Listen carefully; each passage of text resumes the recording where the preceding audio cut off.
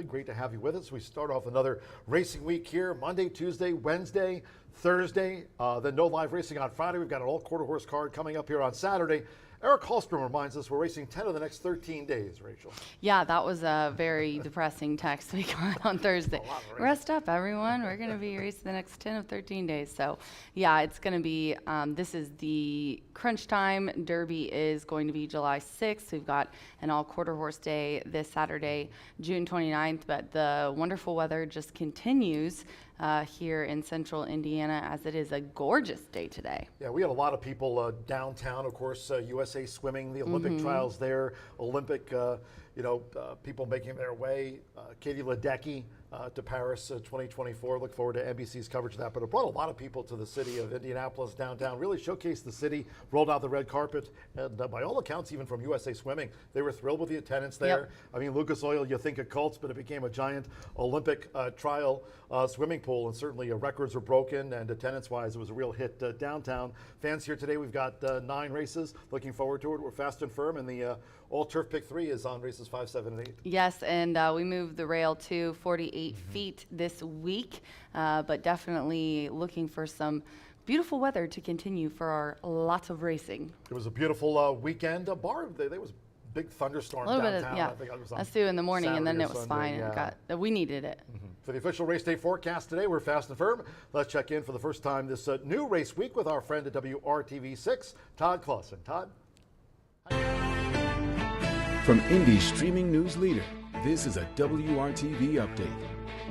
Well, we're kicking off the new racing week here with some nice weather, John and Rachel. That is the good news. The temperature is still pretty warm. We'll be climbing up into the mid-80s, but we'll have lots of sunshine, and the humidity today is going to be fairly low. So it'll be a good day to watch indoors or outdoors on the patio there, your preference. And then as you go forward here into the day tomorrow, a little bit warmer, mid to upper 80s. But tomorrow we also bring in the chance of maybe a few isolated storms as we get into the afternoon hours.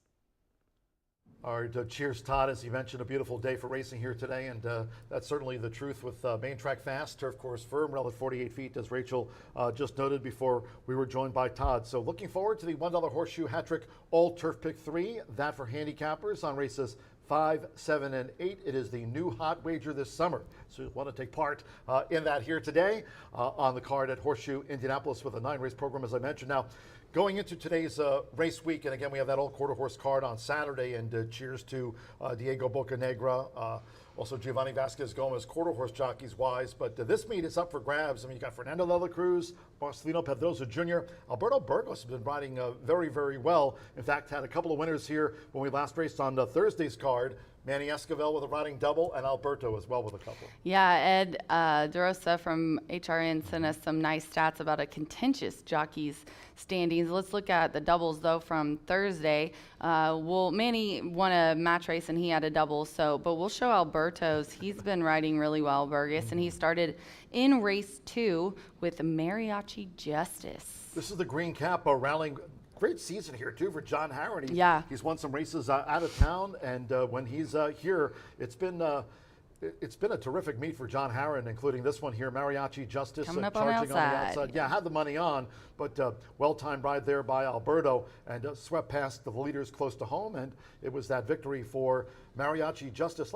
I think of John more of like an Irish jig, but he certainly did that mariachi dance in the. I don't think he was here that day, though. No, he wasn't here, but he did have another winner in the 7th race, the number 5, Sign of Peace. This was Brendan Walsh, paid $15.80 to win here on the grass. This was over on the first turn. Alberto Burgos made the front with Sign of Peace, caught them napping 24.75. Look at that half-mile split, 49.5.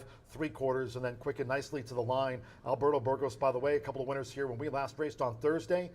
During the weekend, he went to Chicago, won a couple of races at Hawthorne over the weekend. Oh, nice. All right. Yeah, he's riding really well everywhere. So a couple of doubles for Manny and Alberto. And to show you quickly the standings and how tight they are, we do have our slide for that. The trainer is still Gennaro. Definitely, he's on top, but it was close going into this week with Marcelino and Fernando, and it still is 29-28. And then we just showed Burgess's double, giving him 27, Evan Roman 25, and then Sammy Bermudez 18, rounding out the top 5. Gennaro's got 23. Michelle in 4th with 11. John Horan, we just saw had a winner up there as well. And Lauer moving into the 5th place, tied with Tim Eggleston with 10 wins.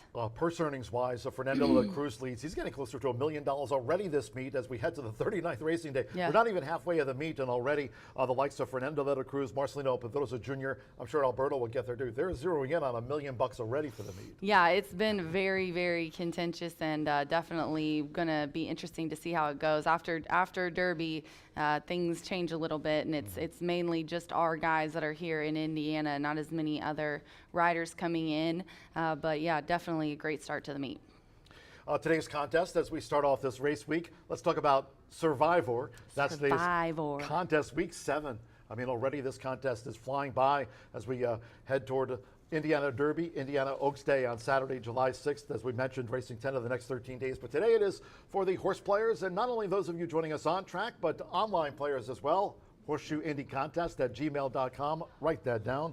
Horseshoe Indy Contest at gmail.com. If you're joining us here on track, stop by the first floor OTB counter. You can pick up your entry due by 3:10 p.m. We have that first of the day due off at 2:10 p.m. Eastern.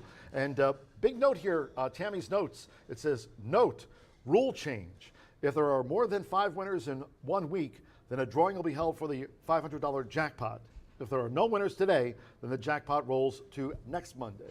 Yeah, you have to have you have 5 choices in the first contest race, race 3, then 4, 3, 2, and then you can only pick 1 in the 7th race today, and it must win for you to get that. So definitely a fun contest that we're having. Yeah, I can't believe it's week 7 already. I know, right? Rule change. Survivor. Again, if you're playing online, tuning into us, Horseshoe Indy Contest at gmail.com. You'll have to join us here if you want to take part in the 4th annual fishing derby. That is here in the infield lake. It is stocked, ready for the anglers to join us here on Saturday, June 29th, and that is this weekend. We'll have an old quarter horse card here kicking off at 10:45 a.m. on Saturday morning with a lot of racing action, and then afterwards, so we're sometime after the 4 o'clock hour or so, Rachel. 4th annual fishing derby. It's free and open to all ages, but it is limited to the first 150. Very popular here. After all, it is the 4th annual fishing derby, so try to get here as early as you can. Top 3 fish by weight will share the $600 in prize money. So it's popular here, brings out the anglers, hopefully brings out a lot of racing fans. Take in the quarter horse action, go to your car, get the gear, and get your big one. A lot of catfish and a lot of big mouths. And speaking about largemouth bass, big mouths are going to be here on July 4th. You like that segue? That was true professionalism. I was staring at that fish and I'm like, how have we not ever used a largemouth bass as a segue into Battle of the Big Mouths? Horseshoe Indianapolis Turf Edition. We're going to have Pete and Gabe out here to settle the score. Yeah, race, you probably have. And they are going to be raising money for homeless veterans as well. So we're going to have that on Thursday, July 4th at noon. We're going to race Friday at 2:10 before the Indiana Derby, and then Derby Day is July 6th at noon. Speaking of that weekend, Friday, July 5th and Saturday, July 6th, the big Indiana Oaks, Indiana Derby Day. Also is going to bring a lot of horse players, handicappers here to town looking to punch their ticket to NHC 2025, of course, at Horseshoe Vegas. We've got those qualifiers coming up for all of you horse players. Hope you can join us here. Terrific week of racing, the Battle of the Big Mouths, as Rachel just mentioned, between Pete Aiello and Gabe Pruitt. They'll be here throwing it down on July 4th. That'll be explosive. And then the 5th and 6th NHC qualifiers. Hope you can join us because then the next one here will be on that Pearl Harbor Remembrance Day on Saturday, December 7th. So during the winter, but 2 of them up for grabs here during the summer months. Great time to join us here on track. Big weekend. It's Indiana Derby Day on July 6th. Yeah, and be sure to go to ntra.com and make sure that your membership is renewed for you to be able to get those spots for the NHC. There are a couple of nice spots for you to try to qualify in on Friday and Saturday. Spots are filling up also for Indiana Derby Day, so you'll want to reach out and give Beth a call, check in here to make sure you get your seat, not only for the NHC, but to join us on that big day of racing on Saturday, July 6th. It's Indiana's biggest day of racing after all. Hopefully you've got your tickets and plan to join us here on just a tremendous stretch of racing with the 4th of July, the 5th, that first of the 2 NHC qualifiers next month. And then Saturday, July 6th, Indiana Derby Day. Yeah, we're going to have tons of free seating as well if you don't want to sit up here in the clubhouse. We also are going to have a free $3,000 mega bet drawing. We're going to have a free $2,500 handicapping contest courtesy of the HBPA, and we have a $1,500 hat contest courtesy of Itoba, and our whole entire promotion of the Indiana Derby sponsored by Indiana Breed Development. There's going to be a Magic Mirror selfie station, just tons of fun on our big day. Speaking of sponsors, cheers to those sponsors for racing here at Horseshoe Indianapolis in 2024, especially Brown-Forman, Tequila, Etadoro, Corbel, Indiana Breed Development. Cheers for all that you do, Breed Development. And also our Winter Circle sponsor in 2024, Murphy Trailer Sales. You can reach out to them on the number you see on your screen. Terrific customer service and loyalty since 1984. Murphy Trailer Sales sponsors the Winter Circle, and this year our tote board sponsor is B&H Electric and Supply, with locations throughout Indiana. You can reach them on the web at www.bh-electric.com. Social media-wise, we've got you covered here for your personalities. Did send out that Horse Racing Nation jockey standings, talking about Fernando and Marcelino and Alberto and Evan Rahman as well. You can reach out to me on X at John G. Dooley. Racing Rachel, you can follow my broadcast partner here on X at Racing Rachel M. Check Rachel out on IG at Racing Rachel M. Brian Aragoni standing by in just a moment to talk about the 50-cent early pick 5. You can follow B at Mr. B Analyst, and of course Martha Clausen, our quarter horse racing expert. We had Martha busy with the QH RAI Derby and some great quarter horse racing. She'll be busy as well with that old quarter horse card here on Saturday. We'll be joined by Martha later today with that quarter horse maiden juvenile over the 300 yards with a fast track and a tailwind. Look forward to hearing from Martha later on in our live broadcast day. And track-wise, we've got you covered as well, not only on X but on IG, and subscribe to our YouTube channel at Horseshoe Indianapolis Racing Rachel. That's right. Be sure to follow. We're gaining a nice new number. It's getting big. Quick commercial break here on this Monday edition as we start off this 4-day stretch here, and then again no live racing on Friday, but that old quarter horse card is noted here on Saturday, kicking off at 10:45 a.m. And Wire to Wire returns. You'll be joined by racing analyst Brian Aragoni. For Racing Rachel, track announcer John G. Dooley for now, saying we're done. Have fun. Bye for now.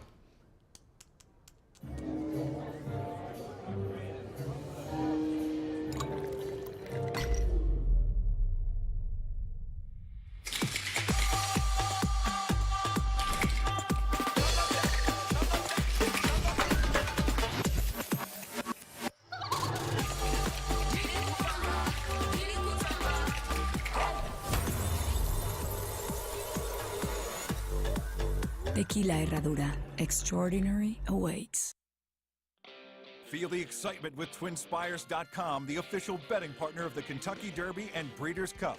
With TwinSpires.com, place legal wagers and watch live horse racing wherever you are on any device. Sign up, play, and win today.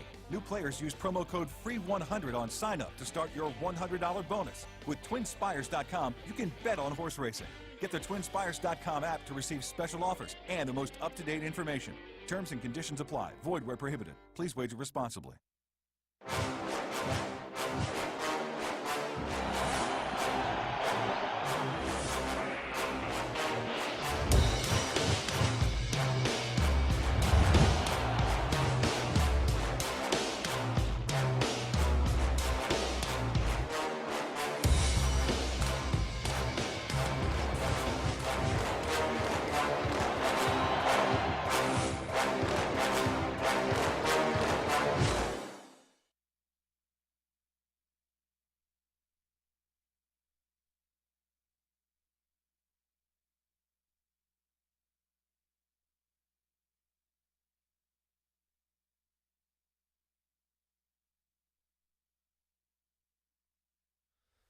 After some much-deserved rest and recovery, we are back in live racing action. Returns to Shelbyville, Indiana, as they kick off our Monday of racing here at Horseshoe Indy. 24 minutes away from race number 1. Not too many scratches or changes to report over the course of today. We are on a firm turf course. The rail setting is out at 48 feet on a fast main track. And I think we've got some competitive racing action in here. Do scratch number 1. Saraguchi out of race number 1, and that one was set to be a player. I know 6-1 morning line, but I do think some people were interested in playing Saraguchi today. Now it looks like the money is funneled over to number 6. I was talking to Bruce the Meyer, the Oracle, 6-time handicapper of the year over at Canterbury Park earlier today. He's a big-time player, and he certainly indicated that his computer system loved the 6 in this spot. I will follow along as well. Going to single in here. Gimme some money. Hopefully that's what we're saying to the tellers when it's all said and done in a polite manner, of course. Alberto Burgos has been riding excellent this year. Him and Evan Roman have certainly dominated the wins from the Klopp gang in here. And Randy Klopp looking to get his week on track as well and improve on that 13% win rate. Burgos has been aboard each and every time. This one projects to be the one to catch to cash, but has shown the ability to wave the white flag when it's all said and done. We may be praying that last half mile that Gimme Some Money can get home to score in here in the lid lifter, now just 22 minutes away. Race number 2 will crown another maiden no more in race 2, kicking off the early pick 4. No scratches, no changes in this event. I fancied the 2 inside runners. I couldn't really get around.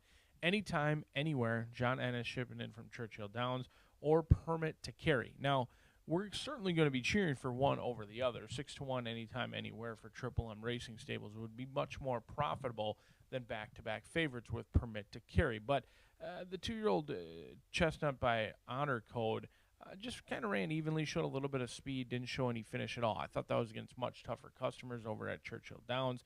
Gets class relief today. Those $120,000 maiden special weights over at Churchill are glorified stakes races in their own right. Do have the shortest way around the track. Hopefully can outbreak Permit to Carry, who is a 2-year-old gelding who hasn't quite figured out how to finish quite yet, showing good speed but not much fight in the lane. I think the 2 inside runners do dominate, but if you disrespect the rest of this field, maybe it falls apart and someone does come closing in late. But I think 5 furlongs, we should be A-okay. $5,000 claimers take main stage front and center in race number 3. Do scratch 2 horses that I felt were going to be competitors in this spot. 2-5. Boulder Bay and Good Sugar are out. That changes the complexion of this race a fair amount. I'm going to go 3, 7, and 8 in here. Topping should be the one to catch the cash. I was impressed with how Victor's Deal ran last time.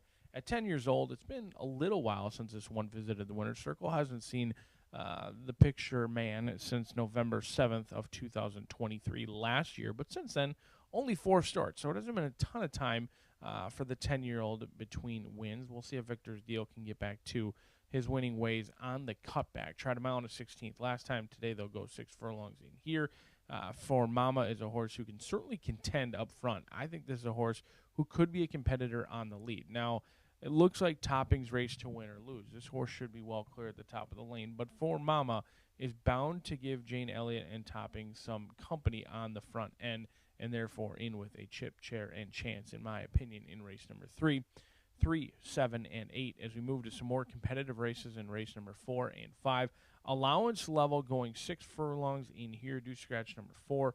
Rafella. I think these races look wide open. The Kid Pataki at 5-1 could be the one to catch the cash. Evil Intentions at 7-5 is just kind of a meh for me. I just didn't really know how I felt about the horse. Can certainly win, no doubt about it. Evil Intentions has some sneaky good back class, but this one at 7-5 has 5 second-place finishes. I think some others deserve a look in here. My favorite may be Unbridled Divine. Now, it is a big jump up in class from non-winners at 2 against some of these other competition in here, but this one couldn't have looked any better than they did back on May 29th. Kicked away with a nice effort, showed a good turn of foot, was even money, so did what they were expected to do, but second start off the layoff.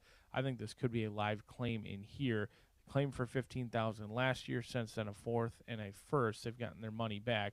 We'll see if they can now churn a profit in this spot. 1, 2, 6, and 7 for me.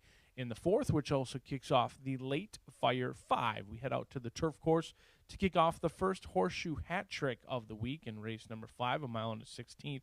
On the turf, we are on a firm turf course with that rail setting all the way out at 48 feet. I think this one the most competitive race of the early pick 5. 2, 3, 5, 7, and 9, in my opinion. No super strong opinions. Nobody really jumps off the page.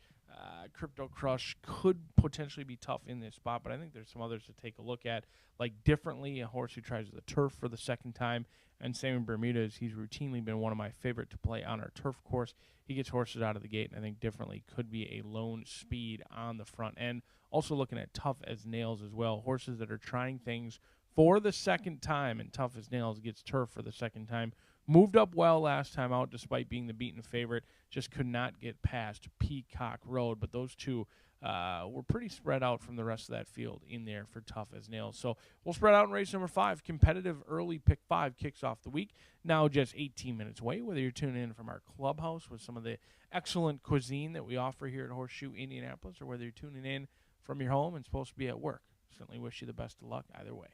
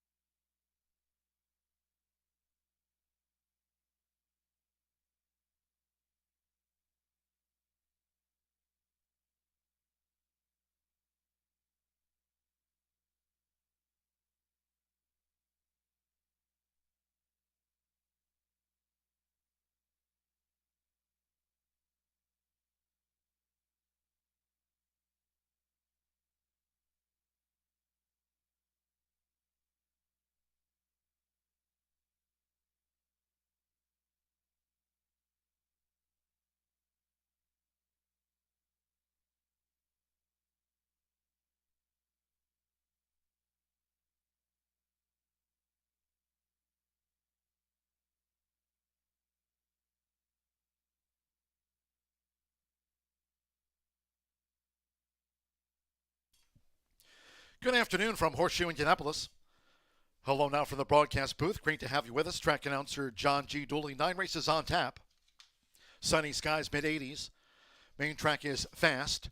Turf course firm. For the Horseshoe Hat-Trick All Turf Pick 3 on races 5, 7, and 8. Course firm. This race week, the portable rail has been set at 48 feet. Portable turf rail at 48 feet. We are fast and firm. If you have your programs close by, let's take a look at the changes and corrections on today's racing program. Opening maiden sprint starts the 50-cent early pick 5, scratch number 1, Saraguchi. Number 1, Saraguchi, has been scratched.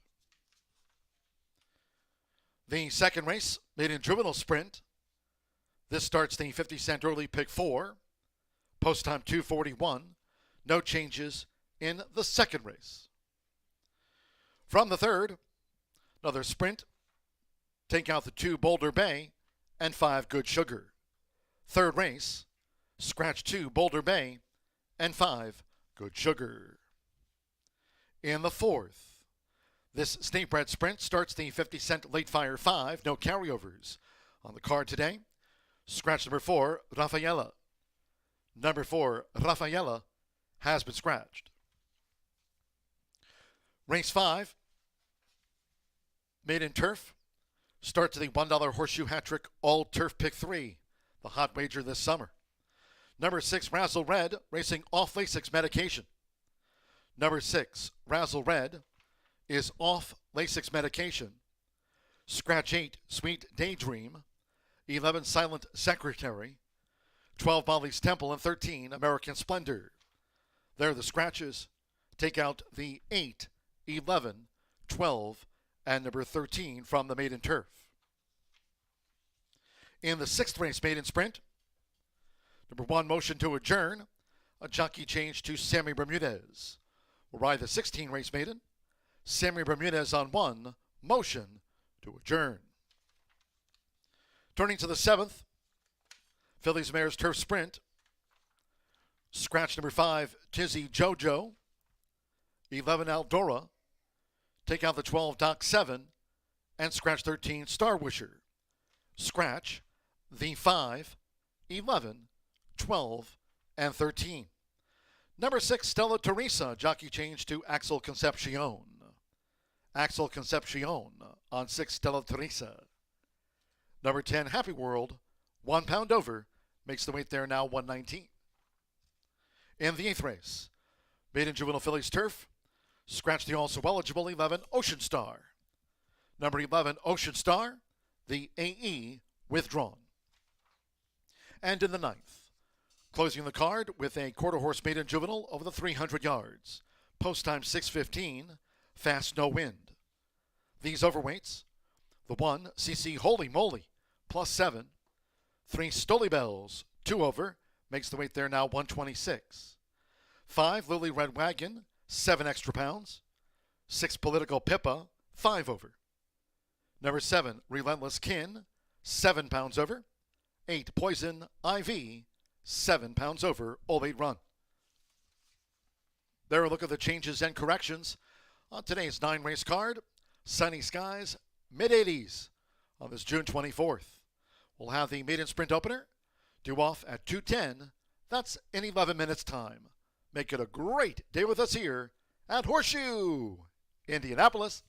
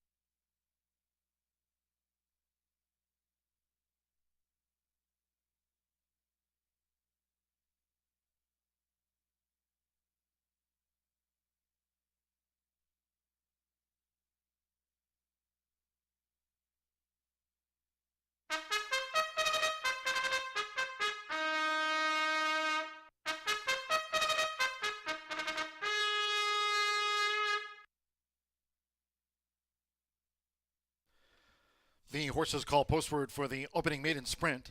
A field of 8. Scratch number 1, Saraguchi. Number 1, Saraguchi has been scratched. Race 1 features exacta, trifecta, superfecta. Start of our rolling doubles, pick 3s, and the 50-cent early pick 5 starts here. Main track fast, turf course firm. This race week, that portable rail set on the turf course at 48 feet. The portable rail at 48 feet. Fast and firm with 2 minutes to post time. 2 minutes.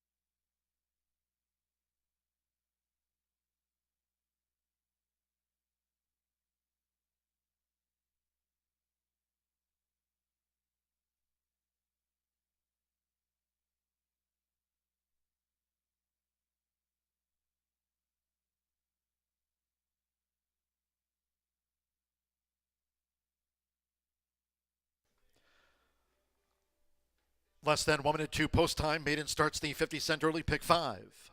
Fast and firm. Less than 1 minute.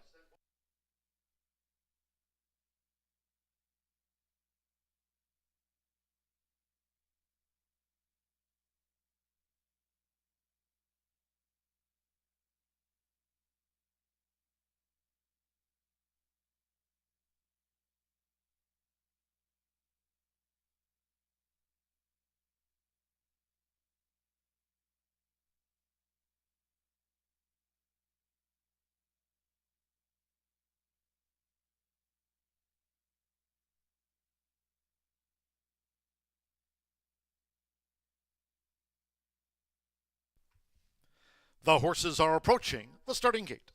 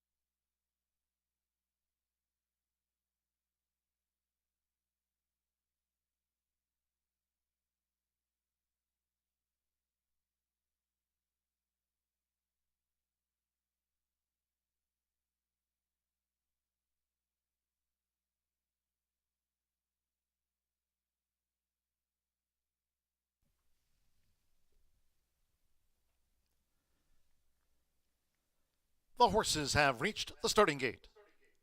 It is now post time. They're going in Santo Sandro with Ocho's Secret. The first filly voted. Alberto Burgos with Gimme Some Money. Now La Flaca. Joseph Romero claims a 10-pound apprentice allowance with 7 career rides. Eddie Perez with Wild Rumors. Evan Roman, Keen Annie, like Gimme Some Money, both here in the maiden for Randy Klopp. Josh Morales, Backwards K-In.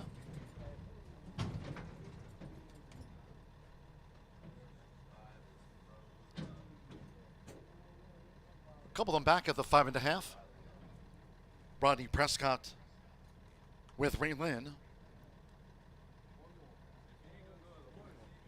Gimme Some Money, 1-2, the first favorite. Ray Lynn given a 22-1 chance.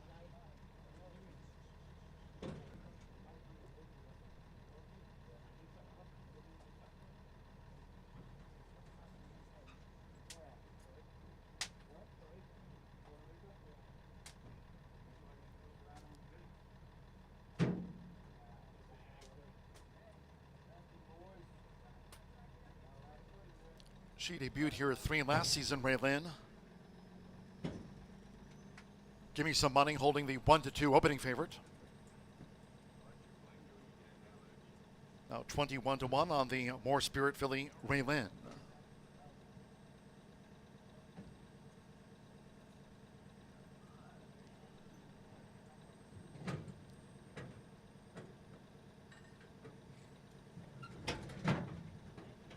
Ray Lynn has gone all in at 5.5 furlongs, so stand by. One more, Rainier Arietta with Ricky's Part. Main track fast under sunny skies. Here comes the first. They're in the gate.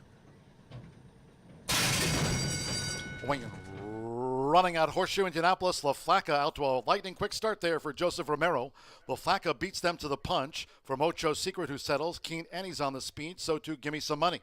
Now Wild Rumors starts to gain with Ricky's Part in the green cap on the extreme outside. They're well grouped, making this dash past the half mile. And then comes Ray Lynn, who's 5 lengths off this leader, La Flaca, at the 3.5, and after breaking a beat slow, Backwards K trails here in the Monday opener.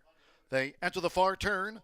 Gimme Some Money, and in between horses, right there battling is Keen Annie. Toward the inside, La Flaca holds her ground. Quarter 23.49 seconds. La Flaca in front at the quarter pole. Gimme Some Money. Keen Annie will straighten away in third. Toward the inside, Ocho's Secret. Wild Rumors wide, Ray Lynn. And then farther back two. On the far outside, Ricky's Part and Backwards K. As these maiden fillies of mare have straightened away, it's Gimme Some Money. Give Me Some Money's in front here for Alberto Burgos with 1 furlong to go from La Flaca, who's second in the black cap. Ocho's Secret angled out. Backwards King rallies from the backfield, and then comes Keen Annie next. But they're close to home. It's Give Me Some Money.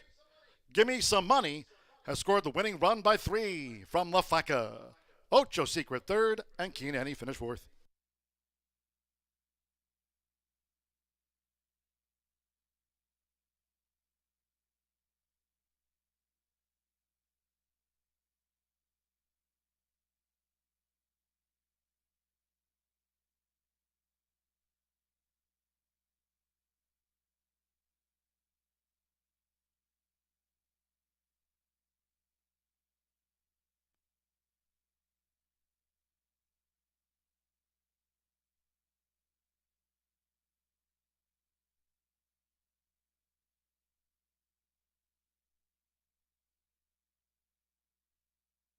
.107.81 after the maiden. 107.81 seconds. 6.324 the unofficial run order to race 1, number 6. Give Me Some Money. Add 2 to 5 first. 3 La Flaca. 13-1 second. Good effort. 2 Ocho's Secret. At 8-1 gets into the trifecta. And 4 Keen Annie. At 6-1 fourth. 6.324 hold all until official. Alberto Burgos starts the new week with a win here for Randy Klopp. Jose M. Garcia Blanco, daughter Cloud Computing, gets off the mark in her 4th run, 2-5 favorite home.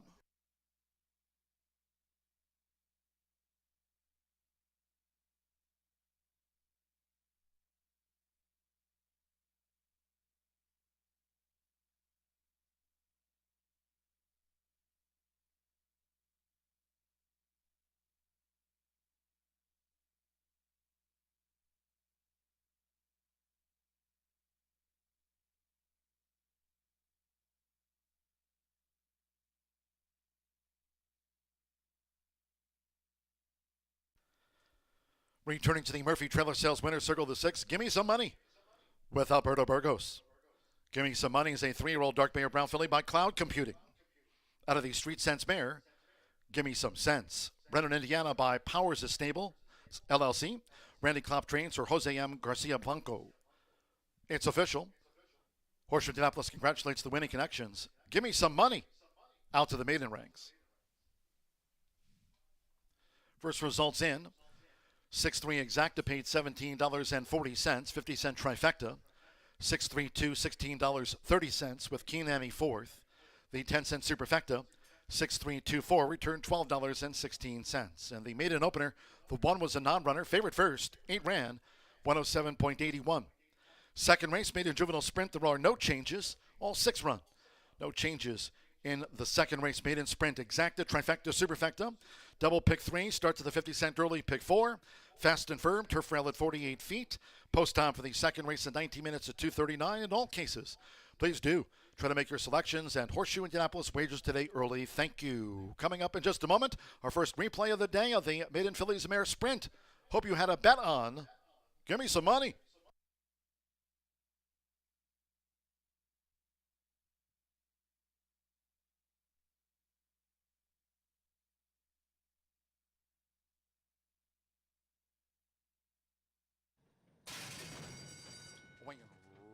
Running out Horseshoe Indianapolis, LaFlaca out to a lightning quick start there for Joseph Romero. LaFlaca beats them to the punch from Ocho Secret, who settles. Keen Annie's on the speed, so too Gimme Some Money.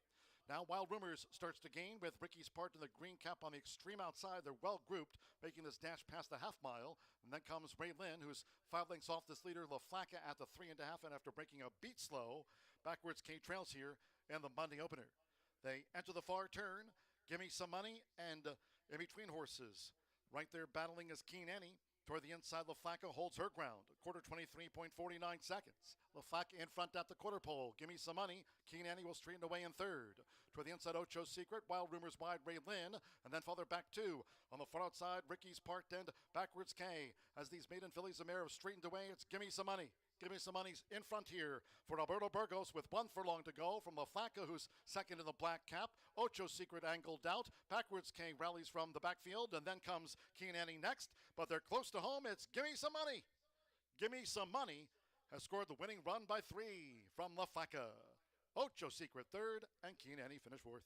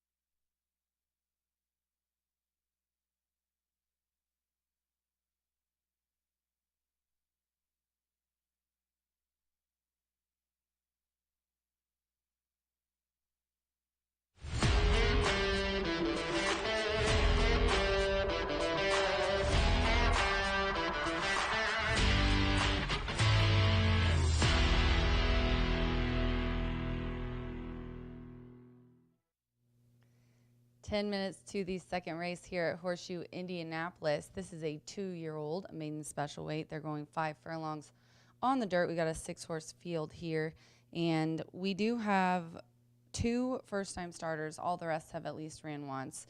I'm going to go right now to the 2. The 1 is the even money favorite, but I put Permit to Carry on top here in this race. Andre Ua is aboard for Lily Gonzalez. This is a 2-year-old gelded son of Golden Sense. And on debut, ran on the slot May 14th, ended up 3rd. The second place finisher in there came back to win next out. Then was in another 5 furlong race on June 4th and really was a nice second versus another similar group. It was a little bit shorter of a field, but this one I think looks for improvement with this nice early speed that he has flashed. Also, since that race on June 18th, put in a sharp work, 38, 3 furlongs, breezing. And then I'm going to go to the 6 at 5-1. That is Governor Hank. Governor Hank is trained by Steve Manley, and this one gets the services of Orlando Mujica. The rail's at 20%, but going short in this field, don't think the outside's going to be a big deal for this 2-year-old colt by Governor Charlie. Run, Kitty, Run is the dam. And this one was 3rd versus similar last time at 4.5. Was well bet in the debut race and also has put in a work since then on June 18th as well. Then I'm going to go to the inside, Anytime, Anywhere, the even money favorite. Marcelino Pedroza is aboard here for John Enos and is coming out of a Churchill race on May 30th, and those are $120,000 races. There's 7 horses in that field. Went to the inside and was pressing the pace, looked really good. Ended up kind of dropping back for 6 with the Biscuit aboard there. Since then has put in a work as well on June 14th. And the drop down in class, I like that this one's on the inside, and the early speed it flashed in the debut. I'm not shocked this one is the even money favorite, but I put it in my try spot, Anytime, Anywhere. But I'm going to go with Permit to Carry, the 2 here on top in the second race at Horseshoe Indianapolis. This does start the early 50 cent. Pick 4 as well. Good luck.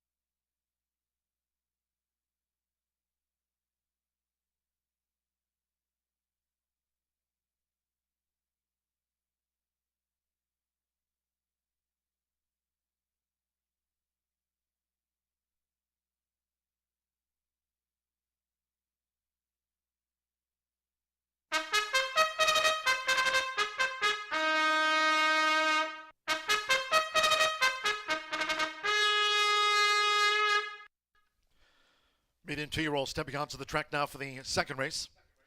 This sprint carded at 5 furlongs, a field of 6 on parade. There are no changes. No changes here in the maiden juvenile. Exacta, trifecta, superfecta. Double pick 3 start to the early pick 4. 3 minutes to post time. 3 minutes.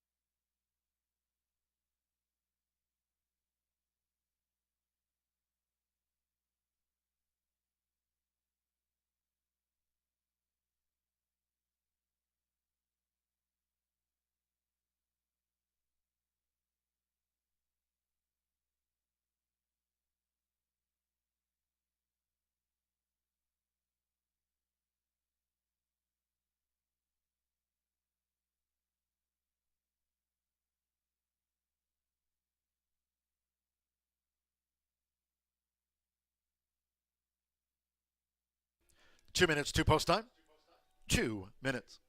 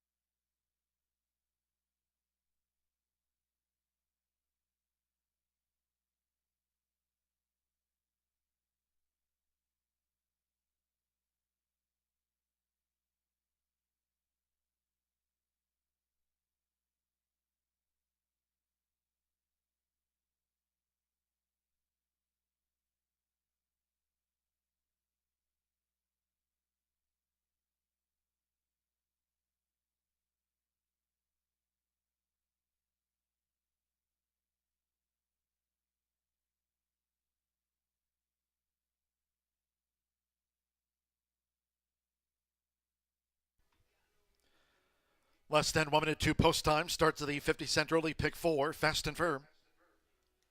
Less than 1 minute.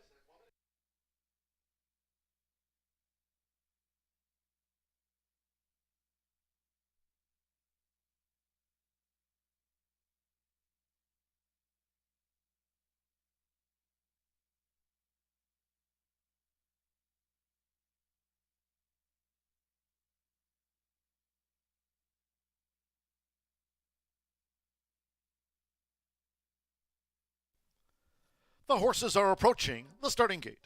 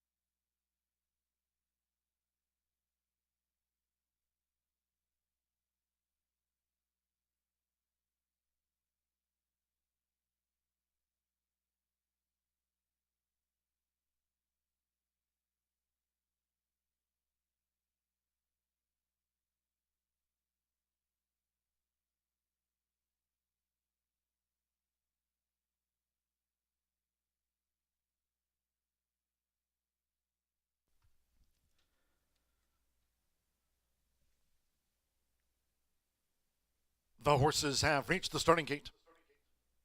It is now post time.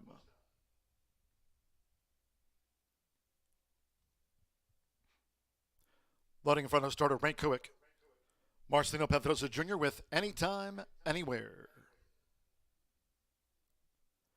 The first maiden in.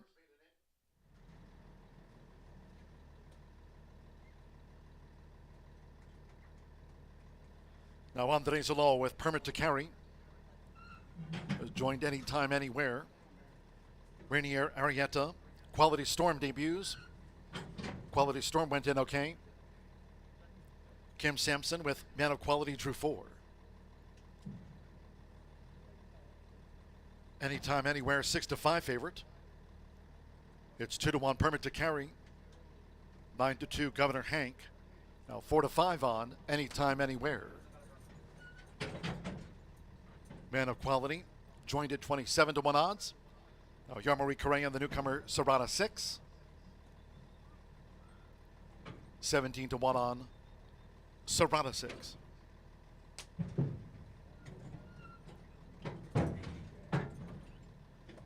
One more. Governor Hank was third on Prairie Meadows' debut. Orlando Mojica for Steve Menley. Second of the day from Horseshoe Indianapolis. They're in the gate. They're off, racing 5 furlongs, Anytime, Anywhere. Broke sharp from the rail for Marcelino Pedrosa Jr. Governor Hank in the purple cap with Permit to Carry, and in between horses, Man of Quality as they dash past the half-mile pole. Then toward the inside, Quality Storm running second to last, and beaten for speed, the newcomer, Serrata 6. Trails the maiden juvenile sprint, and they have 3 furlongs to go. They're aiming for Anytime, Anywhere as they round the far turn. Anytime, Anywhere in front of Governor Hank, who chases the pace, along with Permit to Carry in the red cap. These are clear. From to the inside, Quality Storm, who strains away in fourth. Man of Quality bearing out, and Serrata 6 has trailed. Anytime, Anywhere spins them in. Anytime, Anywhere in front. Permit to Carry looks to join now toward the rail, coming down toward the final 16th. Anytime, Anywhere narrowly. Permit to Carry looks to push on through with a bid. Governor Hank, and toward the inside is Quality Storm. They're close to home. Permit to Carry and Andres Alou. Permit to Carry fires off a win. Holds Governor Hank, then Anytime, Anywhere, and Quality Storm.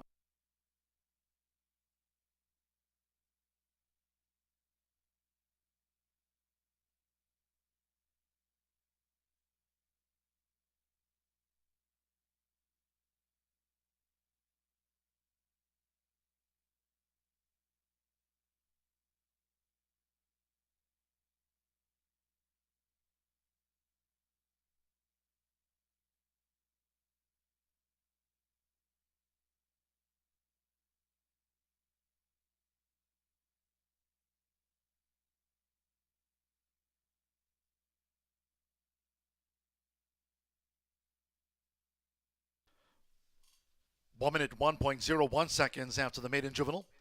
1 minute 1.012. Permit to Carry. 5-2 first.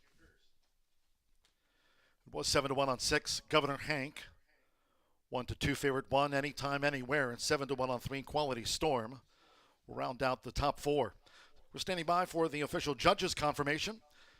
There it is, 2-6-1-3. Permit to Carry. Andres Alou. For Lily Gonzalez. Roberto Chavez, son of Golden Sense. Third time was the charm for Permit to Carry.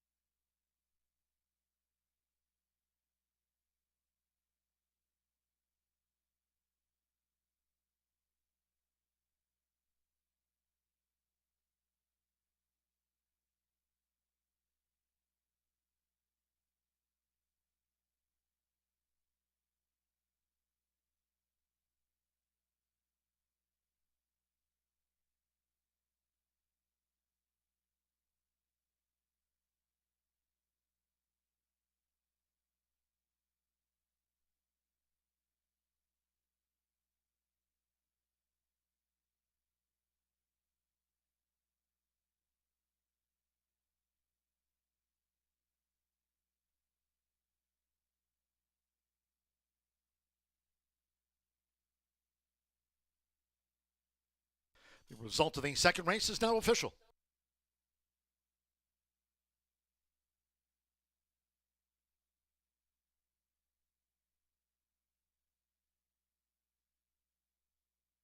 Returning to the Murphy Trailer Sales Winner's Circle, number 2, Permit to Carry with Andres Aloha. Permit to Carry is a 2-year-old. Dark Mayor Brown gelding by Goldman Sense. Out of the Candy Ride Mare, I Got the Boy. Bred in Kentucky by Dixiana Farms LLC, Lily Gonzalez trains for Roberto Chavez. Horseshoe Indianapolis congratulates the winning connections. Permit to Carry, out to the maiden juvenile ranks.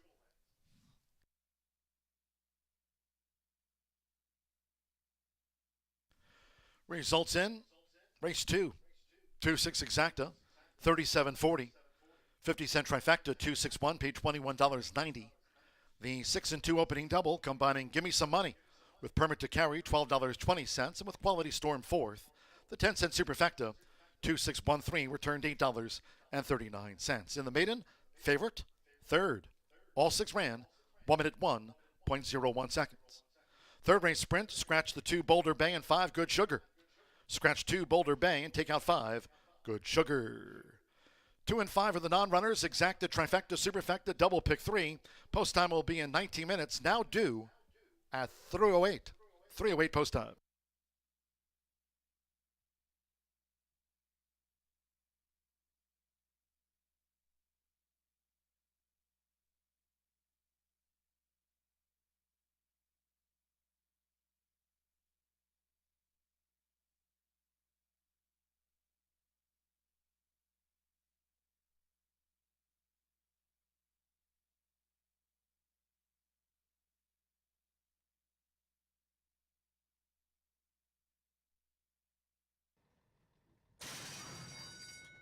They're off, racing 5 furlongs, anytime, anywhere. Broke sharp from the rail for Marcelino Pedrosa Jr.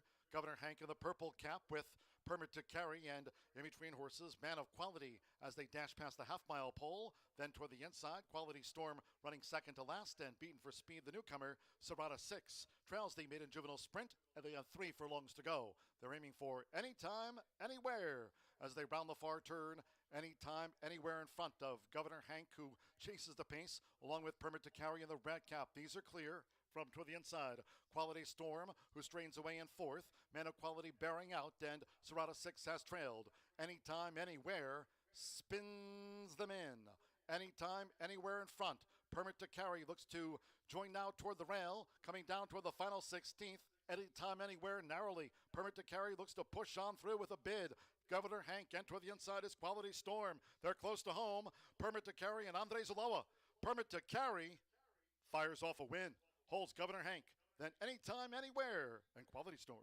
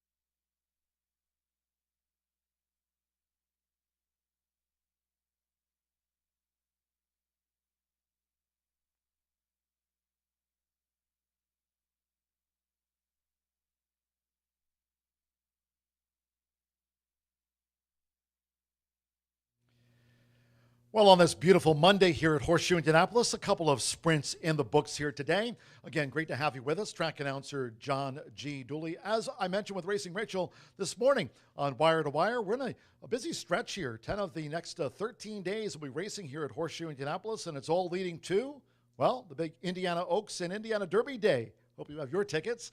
Join us here on Saturday, July 6th, of course. We'll have the Battle of the Big Mouths, as it's been billed, between Pete Aiello and Gabe Pruitt. They'll be here joining us for an explosive 4th of July. We've got that NHC qualifier for those horse players looking to punch their ticket to NHC 25 at Horseshoe Vegas. That'll be on Friday, July 5th. And, of course, another qualifying day for those NHC players here on Saturday, July 6th. And it's the big one, Indiana Derby Day. So we thought fittingly, let's have the Dooley's Data 8 days countdown to the big day, Indiana Derby Day, the biggest day of racing here thoroughbred-wise in the state. So 8 days of Dooley's Derby data.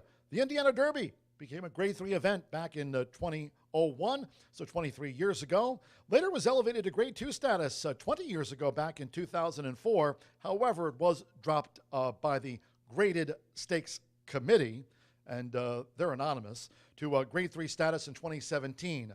Again, given the quality of the field, hopefully this year and down the road, look forward to again seeing that Indiana Derby elevated back up to Grade 2 status as it was here in 2004. Stay tuned. The Indiana Derby, in the meantime, began as a play on the Kentucky Derby in 1995, Hoosier Park. Owners then were Churchill Downs. They owned Hoosier. So they decided that the race would be held the first Saturday of October, matching the spot of the first Saturday of May for the Kentucky Derby. And, of course, this year, a historic one under the Twin Spires, 150th Kentucky Derby, $5 million purse, won by Mystic Dan. And, of course, there were 3 separate winners of all those Triple Crown races between the Preakness and, of course, this year's Belmont Stakes held at Saratoga. The first year the Indiana Derby ran, well, it was for a purse of $100,000. The race was sponsored by Delco Remy America, the largest employer at that time, back when we first had the Indiana Derby in Anderson, Indiana, the initial home for the Indiana Derby. Hope you can join us here Saturday, July 6th. Contact Beth. Spots are going fast. And again, that's going to be a tremendous holiday stretch with the Battle of the Big Mouths between Pete and Gabe joining us here for a standardbred test on the turf course. Battle of the Big Mouths. Hope you can join us on July 4th. That'll be an explosive one. And then, of course, Friday, July 5th. The first of that qualifier there for the NHC, Horseshoe Vegas 2025, and another qualifier for the NHC on Indiana Derby Day, Saturday, July 6th. And there's one more for us, for the NHC horse players. That'll be on Pearl Harbor Remembrance Day later this year on December 7th. So a lot of racing coming your way today, and of course, 9 of the next 12 days will be racing here at Horseshoe Indianapolis. Today, don't forget, we are fast and firm, and races 5, 7, and 8. It's the hottest wager this summer. The $1 Horseshoe Hat Trick, All Turf Pick 3. It is on today.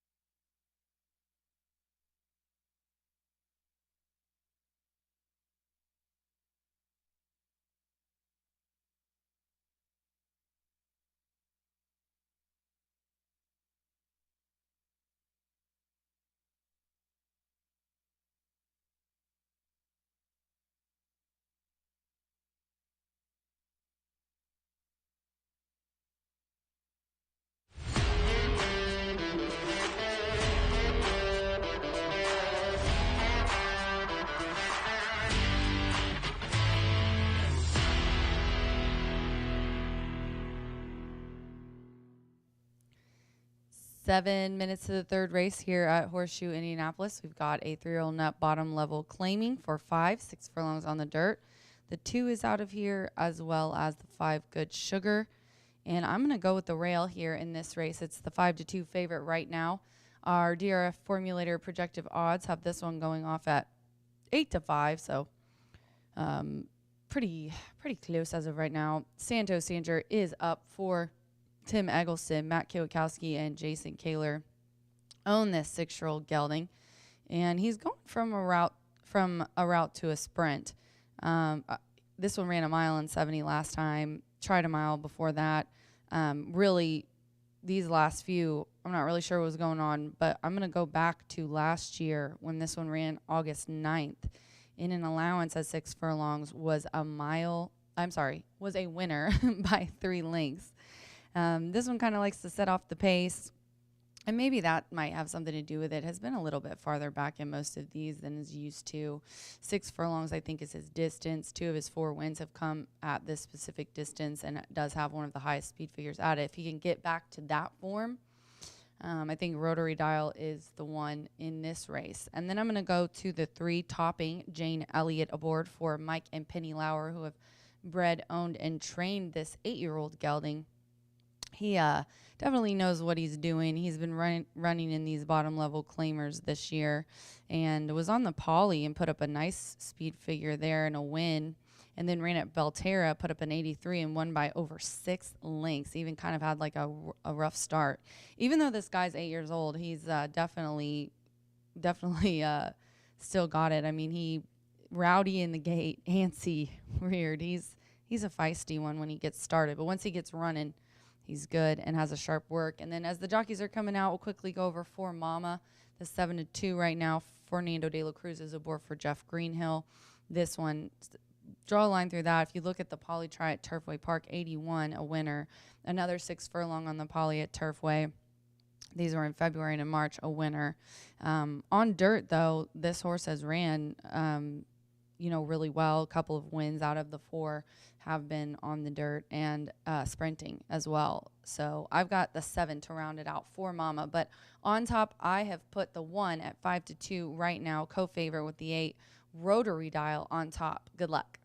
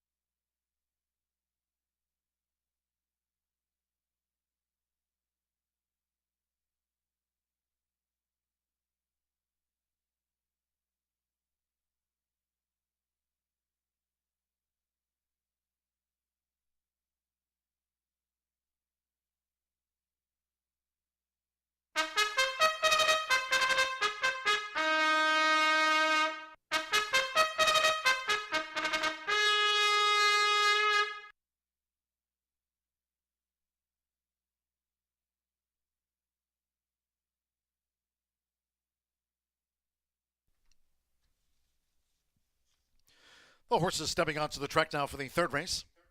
The sprint carded at the 6 furlongs, a field of 6. Scratch 2, Boulder Bay, and 5, Good Sugar. Scratch the 2 and number 5 from the race card. Exacta, Trifecta, Superfecta, Double, Pick 3. Nearing post time.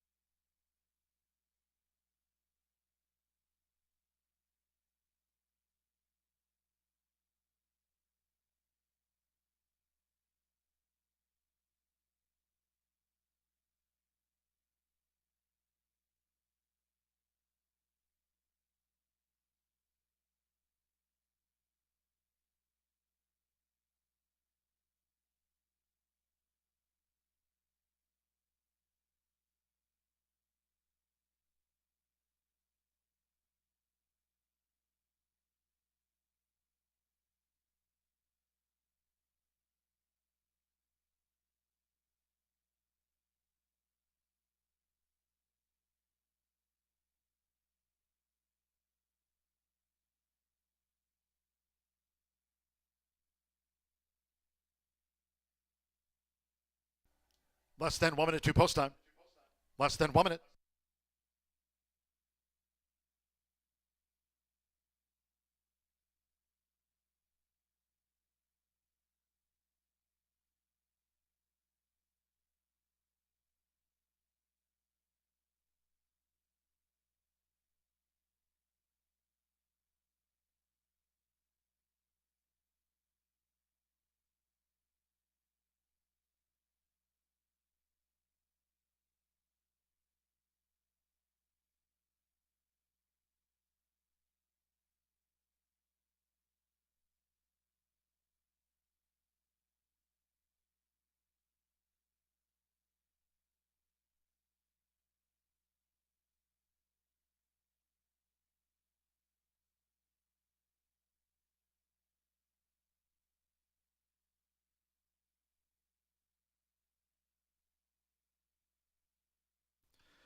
The horses are approaching the starting gate.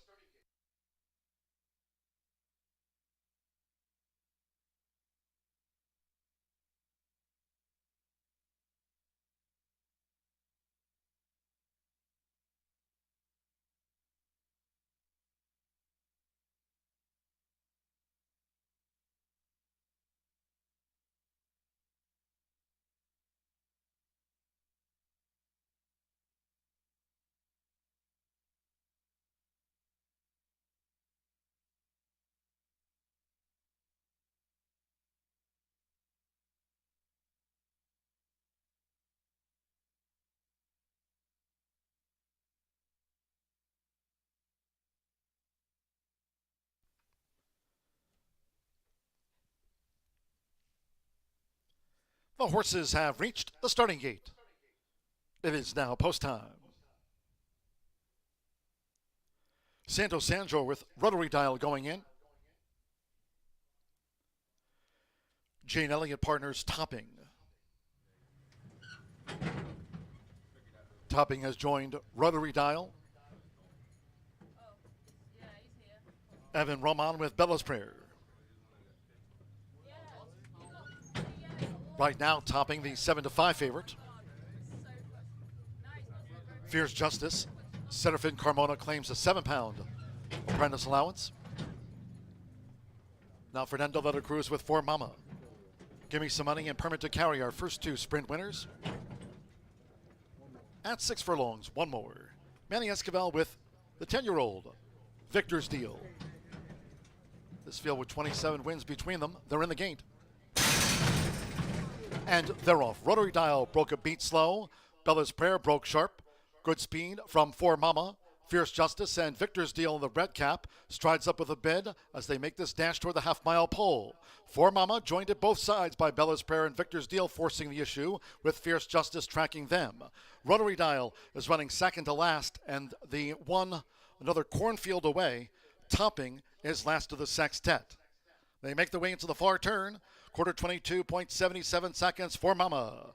For Mama just leads with Fernando Veta Cruz inside 3 furlongs from home as Victor's Deal strides up now for Manny Esquivel. Bella's Prayer toward the rail in third, coming toward the quarter pole. Rotary Dial will straighten away in fourth. Clear of Fierce Justice and topping is a long-looking last as they straighten away now. It is For Mama between horses. Victor's Deal circling. With toward the inside, Bella's Prayer. And Rotary Dial is charging up the rail now with 1 furlong to go. Here comes Rotary Dial inside of Bella's Prayer. Right there, For Mama and Victor's Deal. These four past the 16th. Bella's Prayer just clings on. For Mama, Rotary Dial toward the inside. Victor's Deal be fourth best. It is Bella's Prayer and Rotary Dial connected with Santos Sanjor. Rotary Dial to get him beat Bella's Prayer. For Mama third and Victor's Deal finish fourth.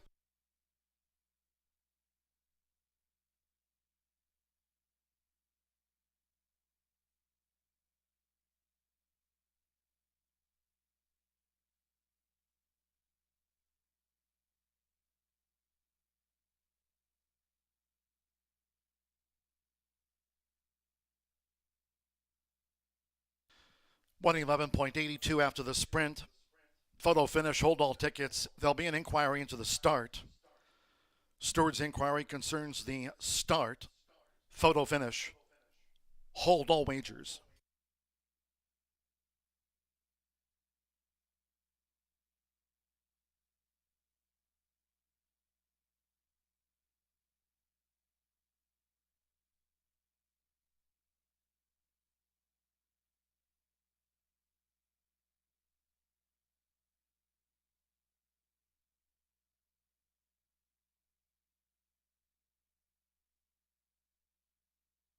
One, 4, 7, 8. Inquiry concerns the start.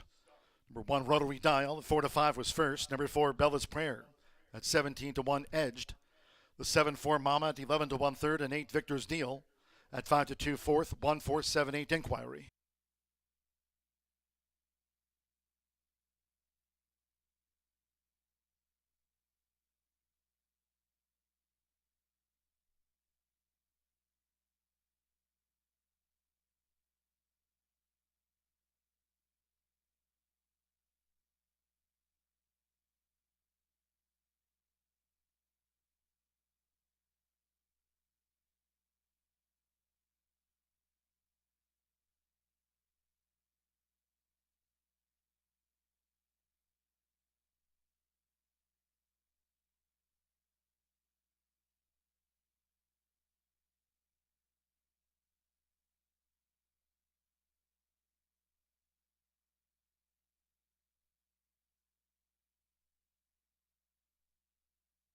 Returning to the Murphy Trailer Sales winner circle, the 1, Rotary Dial with Santos Sanjor.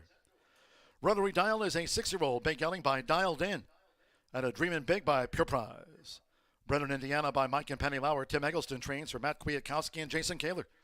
Horseshoe Indianapolis congratulates the winning connections of Rotary Dial.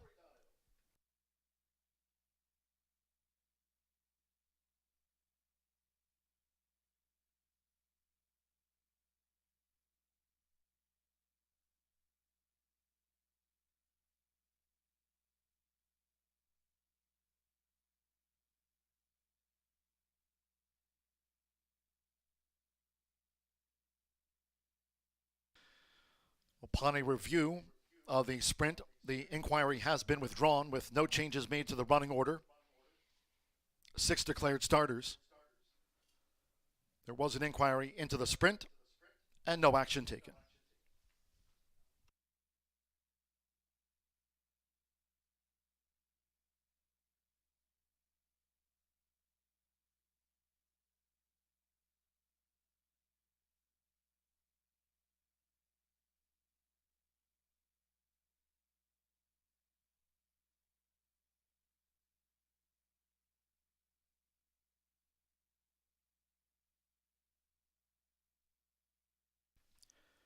Tuesday, Wednesday, Thursday racing here at the Shoe.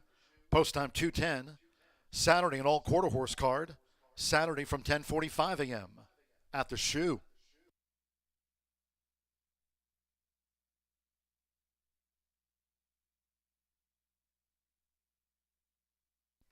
Race 3 official.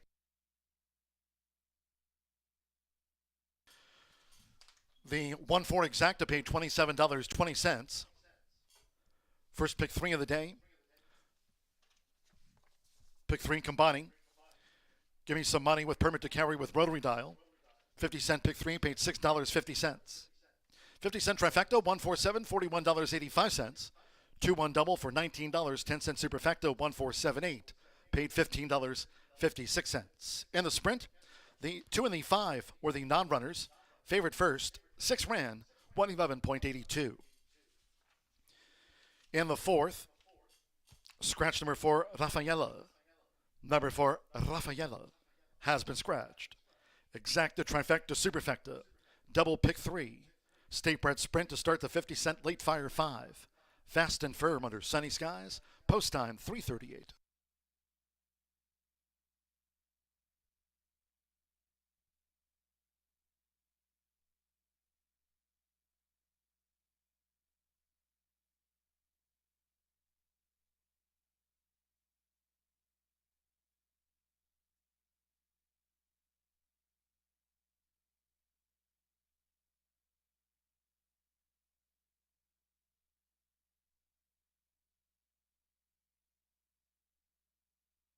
We're in the gate. And they're off. Rotary dial broke a beat slow. Bella's Prayer broke sharp. Good speed from For Mama. Fierce Justice and Victor's Deal in the red cap strides up with a bid as they make this dash toward the half-mile pole. For Mama joined at both sides by Bella's Prayer and Victor's Deal forcing the issue, with Fierce Justice tracking them. Rotary dial is running second to last, and the one another cornfield away, topping is last of the sextet. They make their way into the far turn. Quarter 22.77 seconds for Mama. For Mama just leads with Fernando Letta Cruz inside 3 furlongs from home. As Victor's Deal strides up now for Manny Esquivel. Bella's Prayer toward the rail in third, coming toward the quarter pole. Rotary dial will straighten away in fourth. Clear of Fierce Justice and topping is a long-looking last as they straighten away now. It is For Mama between horses. Victor's Deal circling. Wit toward the inside, Bella's Prayer. And Rotary Dial is charging up the rail now with 1 furlong to go. Here comes Rotary Dial inside of Bella's Prayer. Right there, For Mama and Victor's Deal. These 4 past the 16th. Bella's Prayer just clings on. For Mama, Rotary Dial toward the inside. Victor's Deal be 4th best. It is Bella's Prayer and Rotary Dial connected with Santos Sanjor. Rotary Dial to get him beat Bella's Prayer. For Mama 3rd and Victor's Deal.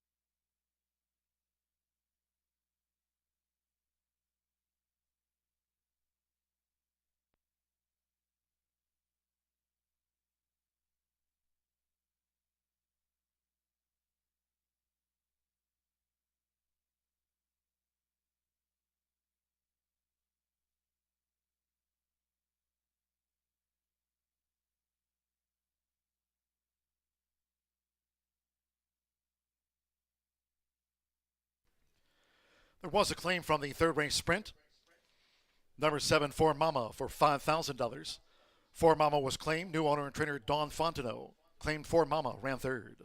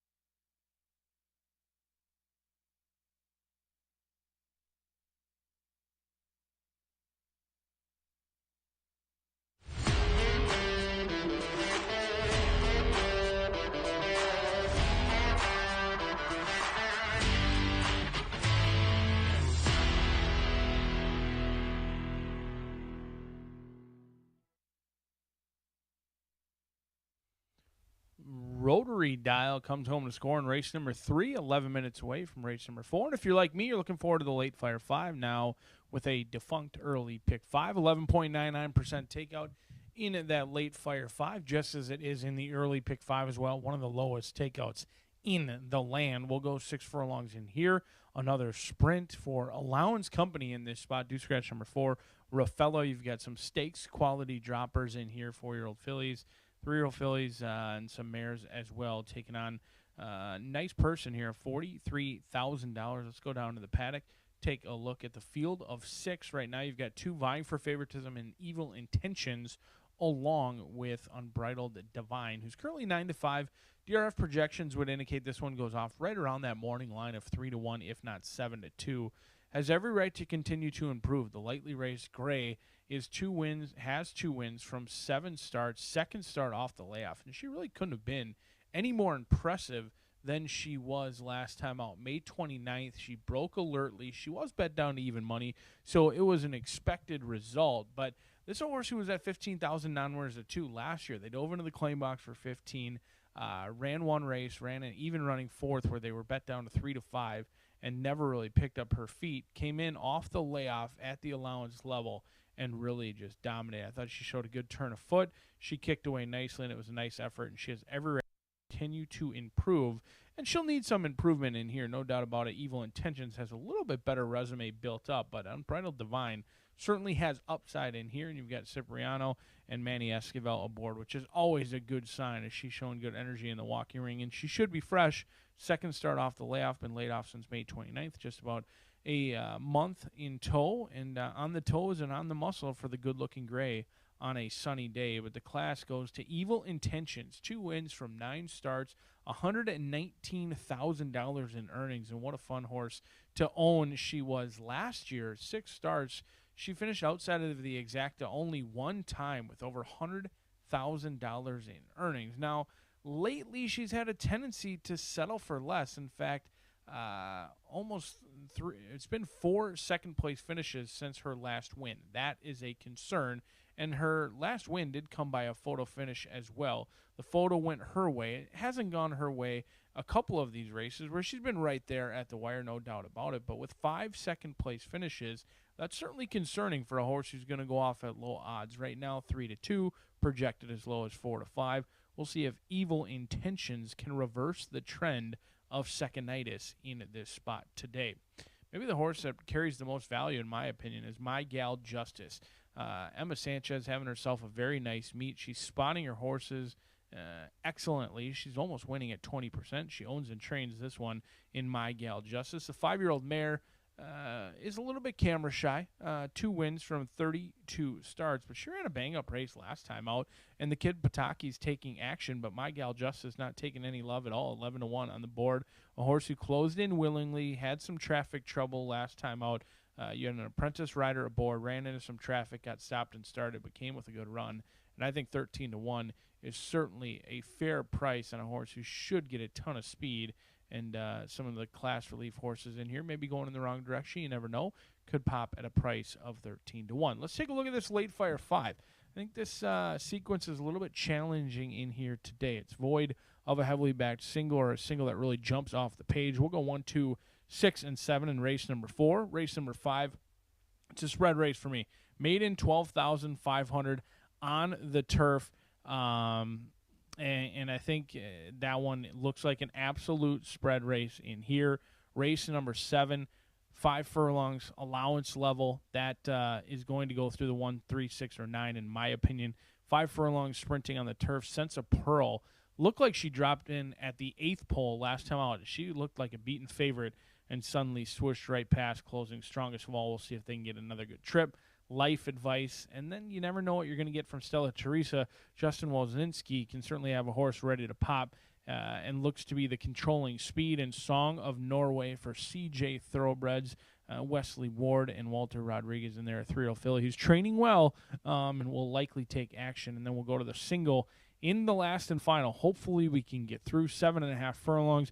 It looks like this is a first starter, but that is kind of misleading. This horse actually had a start on a day that was no contest, and I thought Total Heart was running very well on that day, and it looks like a no contest. Still shows as a first-time starter, which in my opinion is a little bit misleading. This horse had a start, broke well. They should likely be showing that this is a no contest, at least in my opinion. But Total Heart will go for the first out today, a stakes place mare who made $190,000. And this is her first full, so we'll see. She could be any type, but she's going to be a single for me. As a hot, steamy day, shortened post parade, they'll be at the post 5 minutes from now as we kick off the Late Fire 5.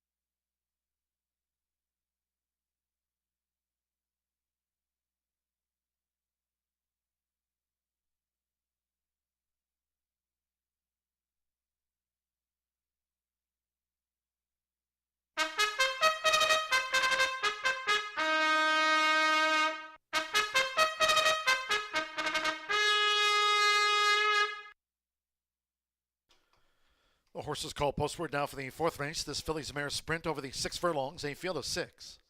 Scratch number 4, Rafaela. Scratch number 4, Rafaela. Exacta, trifecta, superfecta.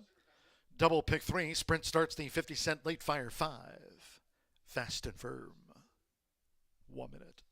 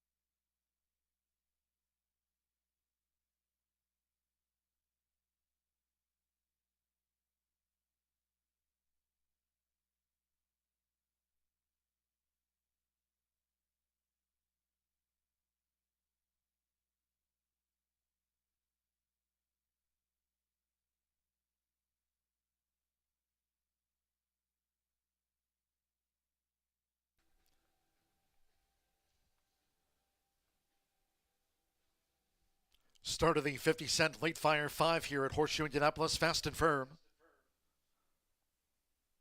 Less than 1 minute.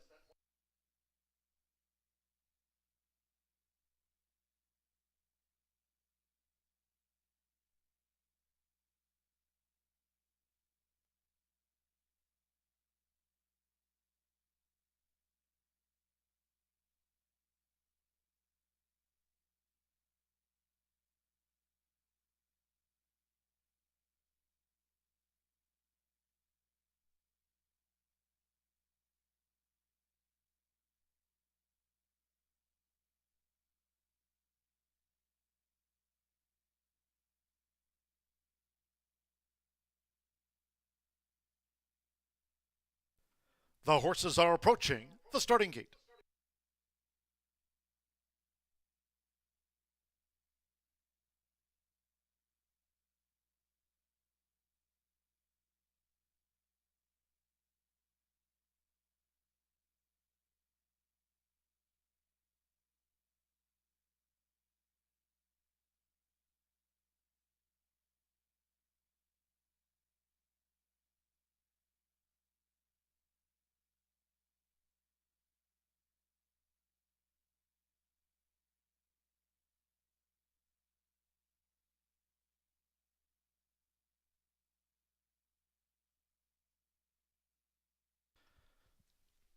The horses have reached the starting gate.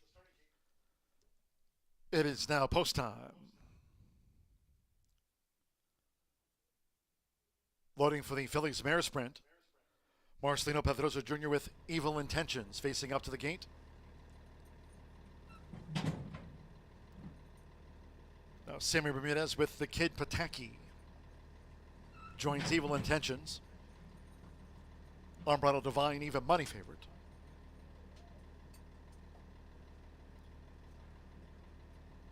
Rodney Prescott with All About the Image.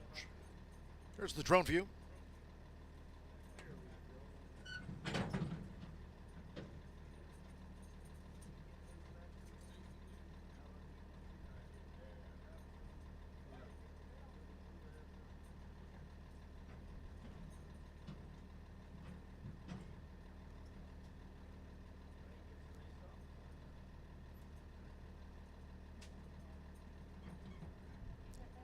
Now 6-5 Evil Intentions, 8-5 Unbridled Divine, and 2-1 the Kid Patakian line.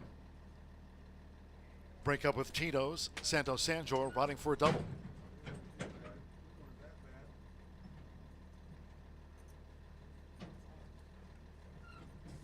Manny Esquivel, Unbridled Divine.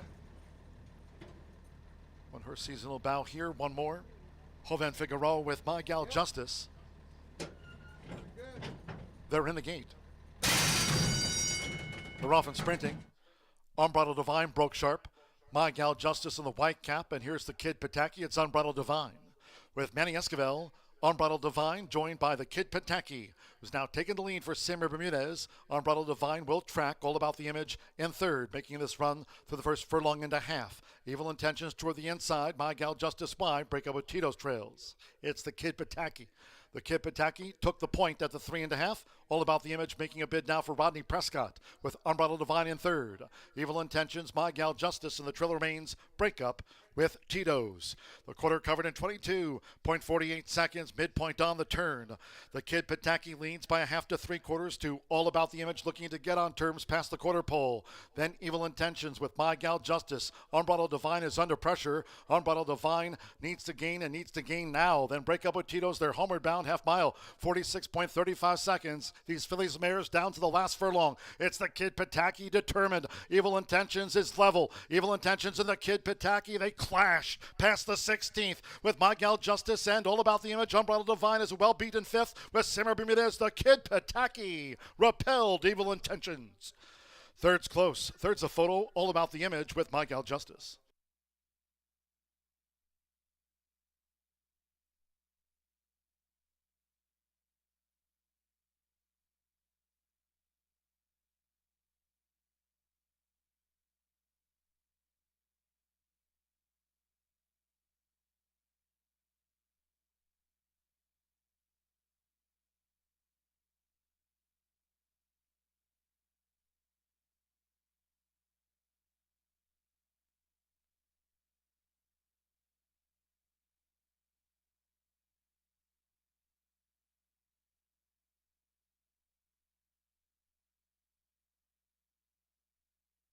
111.93 after the Phillies mare sprint. 111.93. 2-1 then a show photo. Third's on the bob. Number 2, the Kid Pataki. 9-5 first, 1. Evil Intentions at 4-5 was second, and stand by for the show photo. The Kid Pataki getting the best of Evil Intentions. Samir Bermudez for Tony Cunningham. Swifty Farms homebred. She's now a 3-time winner. The Kid Pataki at 9-5.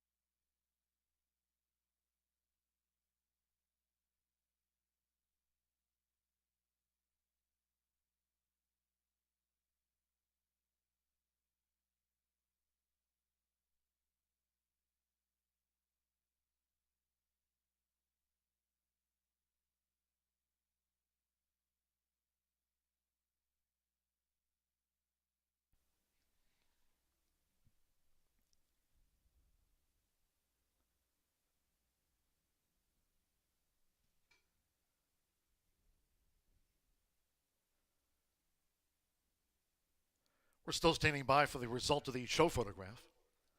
The winning groom leading into the Murphy Trailer Sales winner's circle. The Kid Pataki with Samir Bermudez. The Kid Pataki is a 3-year-old bay filly by Pataki Kid. Out of Zapita by Go Zapper. Bred here in the Hoosier State by Tiffany Johnson and Nicholas Goings. Swifty Farms Incorporated, trained by Tony Cunningham for the breeders and owners. Horseshoe Indianapolis congratulates the winning connections of the Kid Pataki. Number 7, My Gal Justice. At 36-1 was third. At 3, All About the Image at 16-1 fourth. 2-1, 7 over the 3.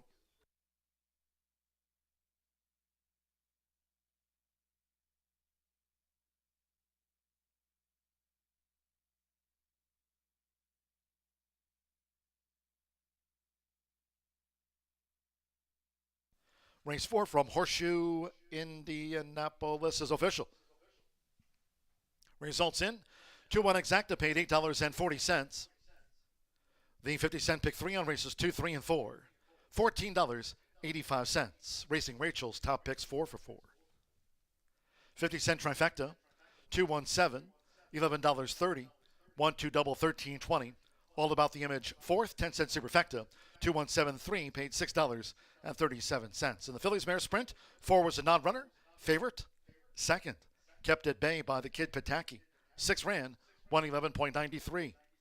5th race, Maiden Turf, scratch the 8, Sweet Daydream, 11, Silent Secretary, 12, Molly's Temple, and 13, American Splendor. Scratch the 8, 11, 12, and number 13. Note, a late jockey change for the 1 Southern Mesa to Serafin Carmona. Claims a 7-pound apprentice allowance. Weights correct. Double bug 117. Serafin Carmona on 1 Southern Mesa. 6 Razzle Red, racing off Lasix medication. Off Lasix, number 6, Razzle Red. Exacta trifecta superfecta. Double pick 3 starts at the 50-cent late pick 4. Turf course firm. Turf rail this race week set at 48 feet. 5th race Maiden Turf starts. The hot wager this summer. The Horseshoe Hat Trick All Turf pick 3. It goes at 407.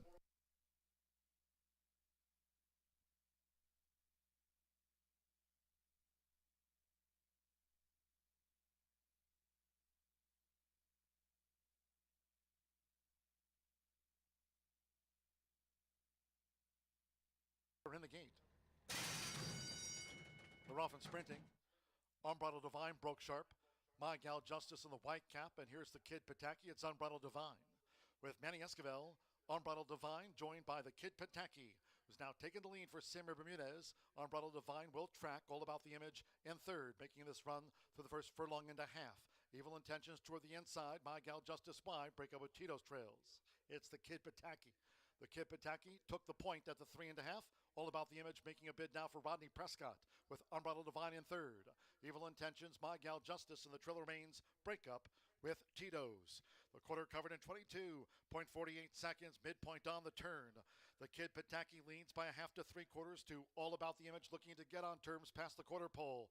Then Evil Intentions with My Gal Justice. Unbridled Divine is under pressure. Unbridled Divine needs to gain and needs to gain now. Then Break Up with Tito's, they're homeward bound half mile, 46.35 seconds. These Phillies mares down to the last furlong. It's the Kid Pataki determined. Evil Intentions is level. Evil Intentions and the Kid Pataki, they clash past the 16th with My Gal Justice and All About the Image. Unbridled Divine is well beaten 5th with Simmer Bermudez. The Kid Pataki repelled Evil Intentions. Third's close. Third's a photo, All About the Image with My Gal Justice.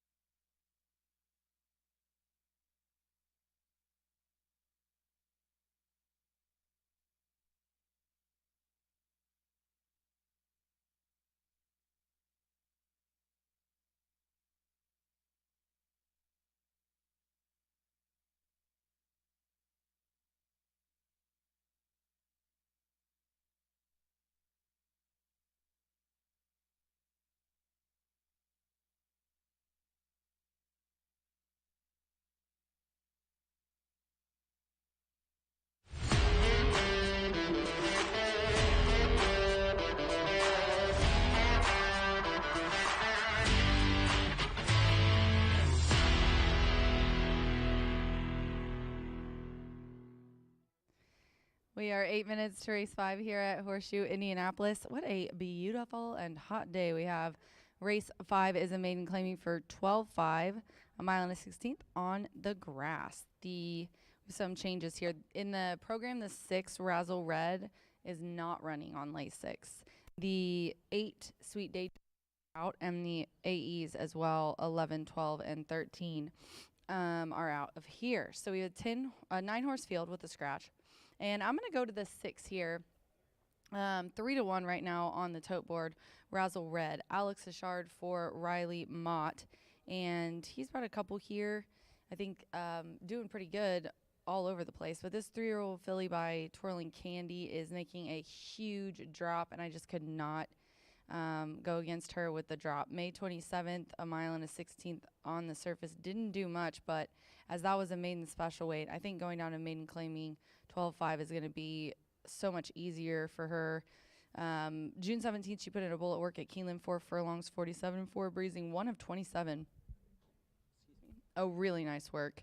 But she hasn't done much, so I get, 3-1 is pretty low, but I do think that she is going to wake up here, and plus she's ran the distance before, and she's ran on grass before as well. As for the 7, that hasn't been the case. I'm going to go next to the 2, 5-1, and that is Tough as Nails. Axel Concepcion is aboard for Connor Murphy. This one adds blinkers, and it's a small number, but interesting to see that 25% of the time when Connor puts the blinkers back on, he does really well. In the same class as last time, put up a 74 Brisnet speed figure, couple of really close races, a second at a mile. It was taken off and then was on the turf at a mile and ended up missing by less than a length in that race for second as the bettor's favorite. The third place finisher also came back to win in that race. So I think, same class, out just a little bit, might need a little bit more room to catch them here. And then I'm going to go to the 7, which is which was the favorite, is the co-favorite now with the 9, West Coast Song. West Coast Song gets Manny Esquivel coming off of a riding double Thursday for Bill Cowens. This one, a 3-year-old filly who's making her 5th lifetime start, has a 3rd dirt credit on the debut. That was back in December. Now, it was on poly. I know we all know that, sometimes all weather or poly form does transform onto the grass. This one's ran 3 route mile races and maiden claiming for 50. Then Churchill was on the slop at a mile. Didn't seem to like that either, but that was maiden claiming for 20. Now we're here in Indiana and we're going down to maiden claiming for 12.5. It's just a much easier group, so I get the odds. Now it's 7-2 right now on the tote board. The favorite being the 9 Crypto Crush, another one that's dropping down in class. But I'm going to go with the 6 and Alex Eshard, Razzle Red. We are 5 minutes to post. We also have a all-turf pick 3 on this one. I put together a $27 ticket, and I pretty much put up my picks on each leg. I had a long shot in each of the 7th and the 8th race that I thought might sweeten it up if the favorite doesn't win. But I've got 912 Song of Norway in the 7th and Allowance 5/8 on the grass. And then I also went in the last leg, 4, 5, 8, my top 3. This is the one that's going to be tough. This is a 2-year-old maiden, the 8th race, kind of going off breeding in here. Raining Flowers is by Midnight Storm, was a turf runner. Total Heart, 2-year-old filly by Heart to Heart, was a turf runner. And the same with Tigerish, 'Tis the Law, and really well bred, that one as well. So a nice pick 3 here that starts for the all turf pick 3 in races 5, 7, and 8 as well. But I've got the 6 on top here going postward as the jockeys get the leg up. Good luck.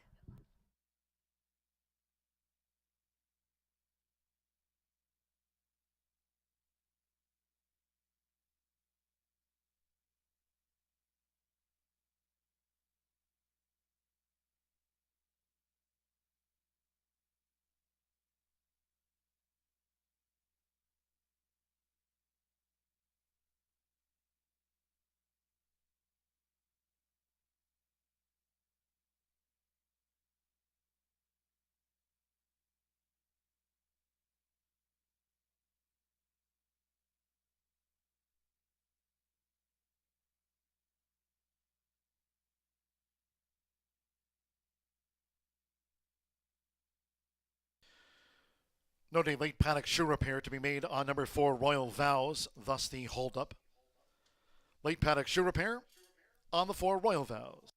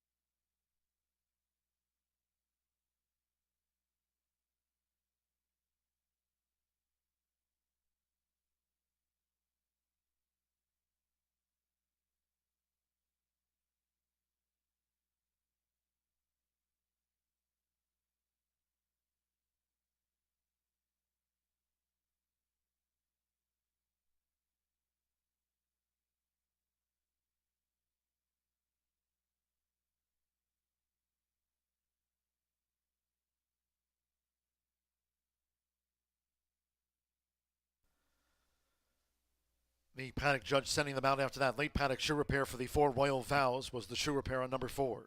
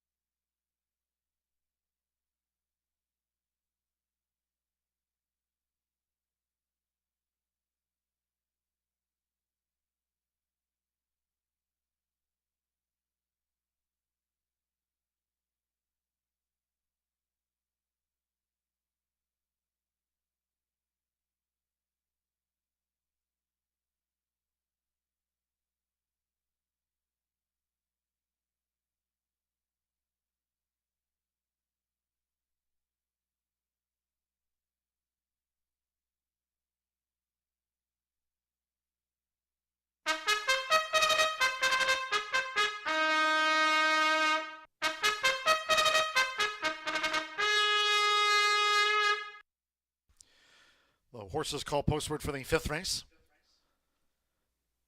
This race will be run on the turf course over the Milanese 16th. A field of 9 in the maiden. Scratch 8, Sweet Daydream. 11, Silent Secretary. 12, Molly's Temple. And 13, American Splendor. Scratch 8, 11, 12, and number 13. 1, Southern Mesa. Jockey change to Serafin Carmona. Claims the 7-pound apprentice allowance. Weights correct there. Double bug 117. Serafin Carmona rides the 1, Southern Mesa. 6, Razzle Red racing off Lasix medication. Razzle Red number 6, off Lasix. Again, for Royal Vows was that late paddock shoe repair made on the 4. Exacta, trifecta, superfecta. Double pick 3. Maiden Turf starts the 50-cent late pick 4. Kicks off the $1 Horseshoe Hat-Trick All Turf pick 3. Course firm, rail at 48 feet for the All Turf pick 3 under Sunny Skies.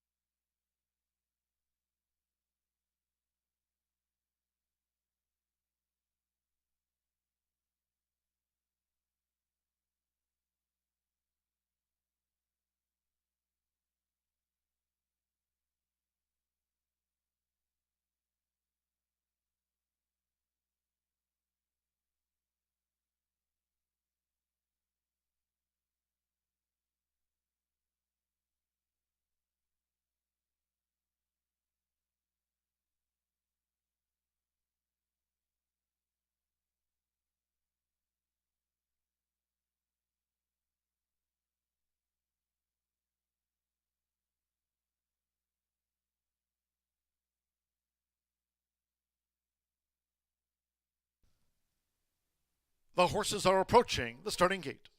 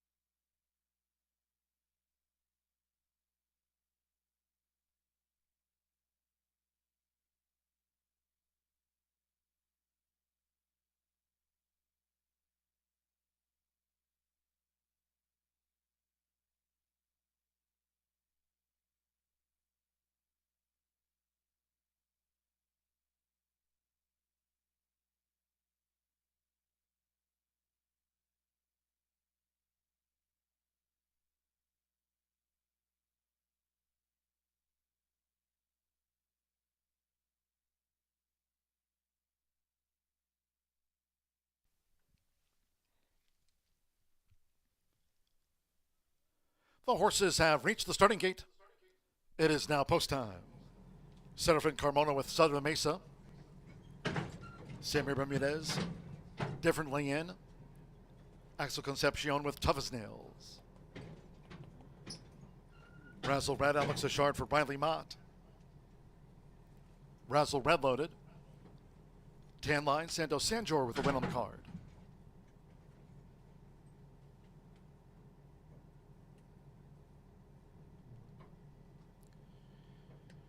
Manny Esquivel with West Coast Song drew 7. Anthony Zaloa, Royal Vows coming up. Royal Vows was a late paddock shoe repair. So we're a few minutes past due here. Over the mile and a 16th, Royal Vows. A couple of back. Fernando de la Cruz with Crypto Crush. One more. Rodney Prescott with Pittore Toro.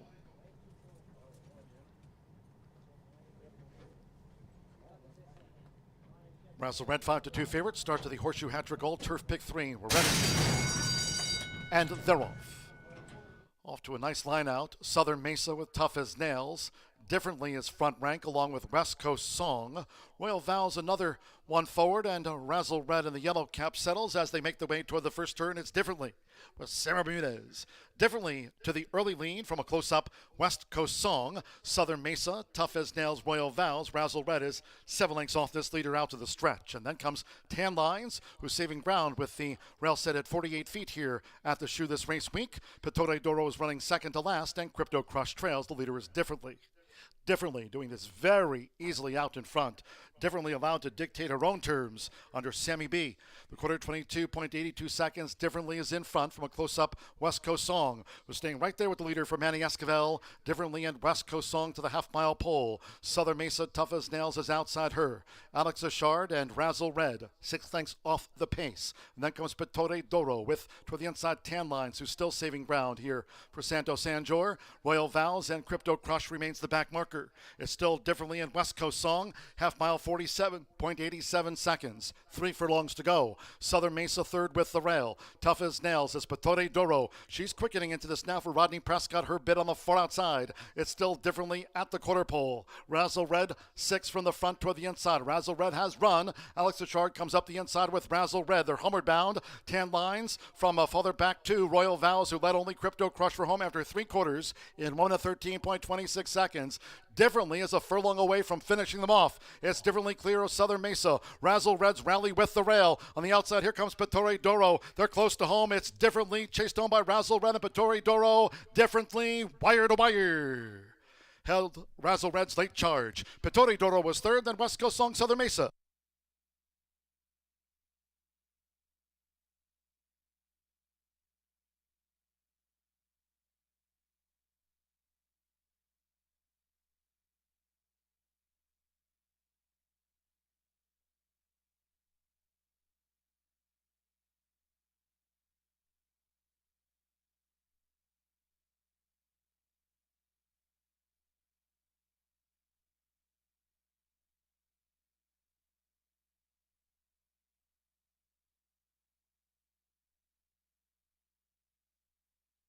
$143.99 for the maiden Phillies mare turf. $143.99. We are standing by for the run order from the judges. It was 7-1 at the off on the 5. Differently, we'll get there. 6 Razzle Red at 5-2, falling about a neck short of the wire-to-wire winner. We're standing by for the judges' confirmation. Differently, Samir Bermudez for Joel de la Cruz Meja. 5, 6, 10, 7, 5. Differently first. 6 Razzle Red second. 10 Pittore Doro. 13-1 third. And 7 West Coast Song fourth. After the running of race 5, 5, 6, 10, 7. Unofficial hold all tickets.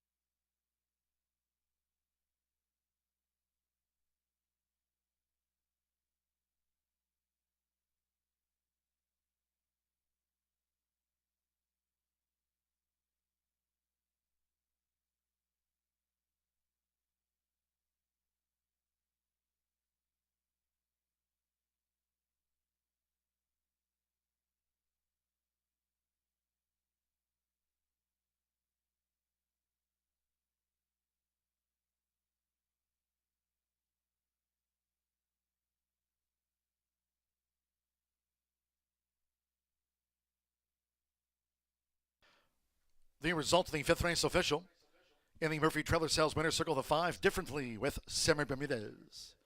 Differently is a 4-year-old dark bear brown filly by Ironicus. Out of Differentiate by Include. Bred in Kentucky by owner Ann Hayes and trained by Joel de la Cruz Mejia. Horseshoe Indianapolis congratulates the winning connections of Differently. Results in 50-cent early pick 5 paid $243.05 on 5 of 5. 5-6 exacta $82 even, 50-cent trifecta. 5-6 10 $218.30. 2-5 double $71.40. West Coast Song 4th, 10-cent superfecta. 5-6 10 7 paid $231 and change. Pick 3 $26.25, and the result of the 50-cent early pick 4 on 4 to 4 $120.55. 143.99 in our first turf one of the day. Back to the main for the 6th. Maiden sprint, all 9 run. One motion to adjourn. The jockey will be Sammy Bermudez. Going for that quick fire double. Sammy Bermudez on the 16 race maiden. Sammy B is on the one motion to adjourn. Exacta trifecta superfecta. First 10-cent grand high 5 featured on the day. Pentafecta wagering on the maiden sprint. Double pick 3. Fast and firm. Post time 4:39.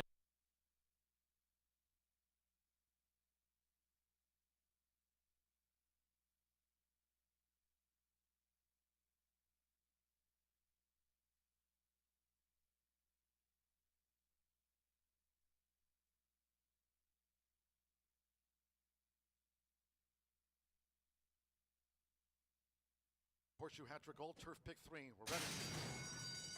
And they're off. Off to a nice line out. Southern Mesa with Tough as Nails. Differently is front rank along with West Coast Song. Royal Vows another one forward, and Razzle Red in the yellow cap settles as they make their way toward the first turn. It's Differently with Sarah Bermudez. Differently to the early lead from a close-up West Coast Song. Southern Mesa, Tough as Nails, Royal Vows. Razzle Red is 7 lengths off this leader out to the stretch. And then comes Tan Lines, who's saving ground with the rail set at 48 feet here at the shoe this race week. Pittore Doro is running second to last, and Crypto Crush trails. The leader is Differently. Differently, doing this very easily out in front.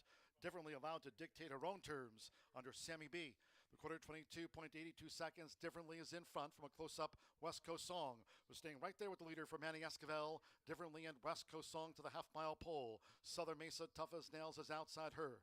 Alex Ashard and Razzle Red, 6 lengths off the pace. And then comes Pittore Doro with, toward the inside, Tan Lines, who's still saving ground here for Santo Sanjor. Royal Vows and Crypto Crush remains the back marker.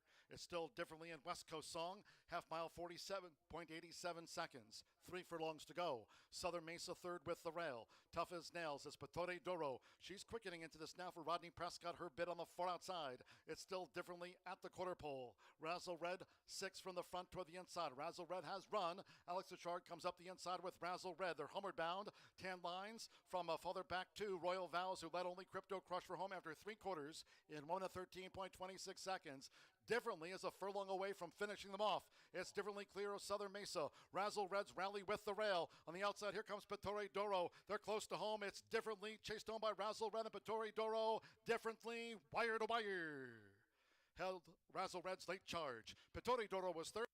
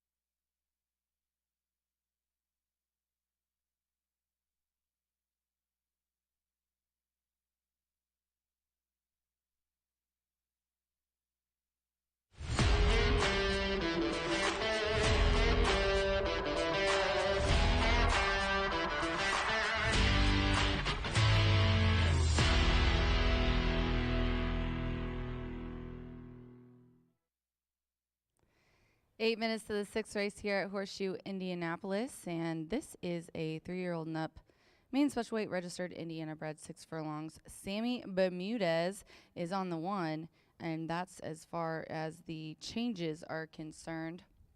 This race, gosh, it's interesting. We got a couple of first-time starters in here. We've got horses who have ran quite a bit, and then, you know, a couple that haven't, you know, have been going 2 turns and are dropping back. So this is a very interesting race. It was hard for me to land on one. I kind of went back and forth between the 6 and the 3, but I did land on the 6, and that is Ricky Wannabe. This is a 3-year-old gelding making his 5th lifetime start, but he's been in the money almost every time. So a couple of thirds and a second. Debuted on Pauley sprinting and was second in a maiden claiming for 30. Then on the slop was third. Has had trouble kind of carving out a good trip, really. He kind of was moved around a little bit in that debut. That was back in March. And then in April here, I would just draw a line through that. I'm not sure really what happened there. Just did not get the trip he wanted at all. Now the thirds, one was on the slop, awkward start, kind of pressed the pace, got a length off the leader, and then ended up, you know, jumping back. Bumped at the start the last time, and it was the same thing. He kind of tucked in, went along with the pace, and then just kind of stayed in the same spot, 3.5 off the leader, and just tucked in right there by Dreaming Bro, and just went around. So let's see if we can mix it up a little bit. This one has ran 6 furlongs on the slot before and got third. There's not a whole lot of speed in here, but I think that this one's got a good chance. Has really been close, the most of this group. And then the 3 TV Victory, 9-2 right now on the tote board. My man Deshaun Parker is aboard for Ron Raper. Jack Gear is the breeder owner. Unbridled Energy is the sire. This one's making its 7th lifetime start and ended up not doing much, but has just steadily kind of figured it out. Has ran 6 furlongs before, but the rest of these races have been at 5.5, and was second last time by 8 lengths. So it was kind of a best of the rest situation in that race, as June 11th Demolisher kind of ran away with that one. But of the rest, he did look really good. And then I'm going to go to the 9. It's 9-2 right now on the tote board. El Michoacano. This one is a 3-year-old gelding. Tony Duran and Katie Duran have bred, owned, and trained this 3-year-old gelding.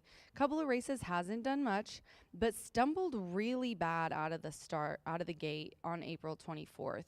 And then the last time he was routing on turf, and it was just very apparent that he did not like that at all. He just got out of there and kind of trailed everybody and didn't even try. But honestly, an even 4th place out of a 10-horse field, that was a pretty good maiden that day. I think getting back to dirt and sprinting again for the 2nd time is going to offer improvement.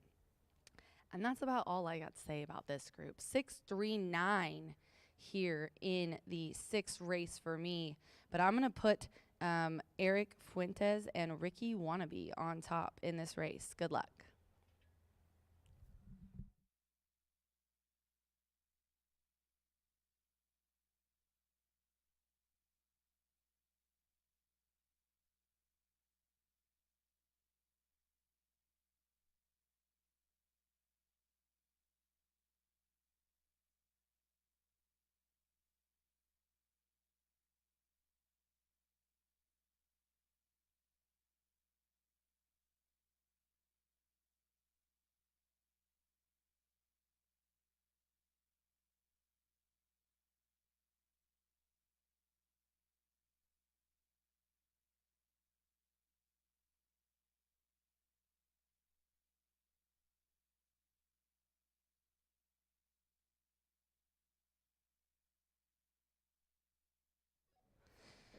I would like to wish a very special gentleman who is the paddock security guard, Herschel, a very happy birthday.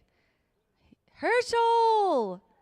Happy birthday. We love you. He's out there waving. There he is. Oh, we're watching you on the camera, Herschel. I just put you on the camera. He's going to freak out. He's going to kill me. We all would like to wish you a happy birthday, Herschel. There are many, many people on the security team that I love dearly, and Herschel is one of the best. Happy birthday, babe.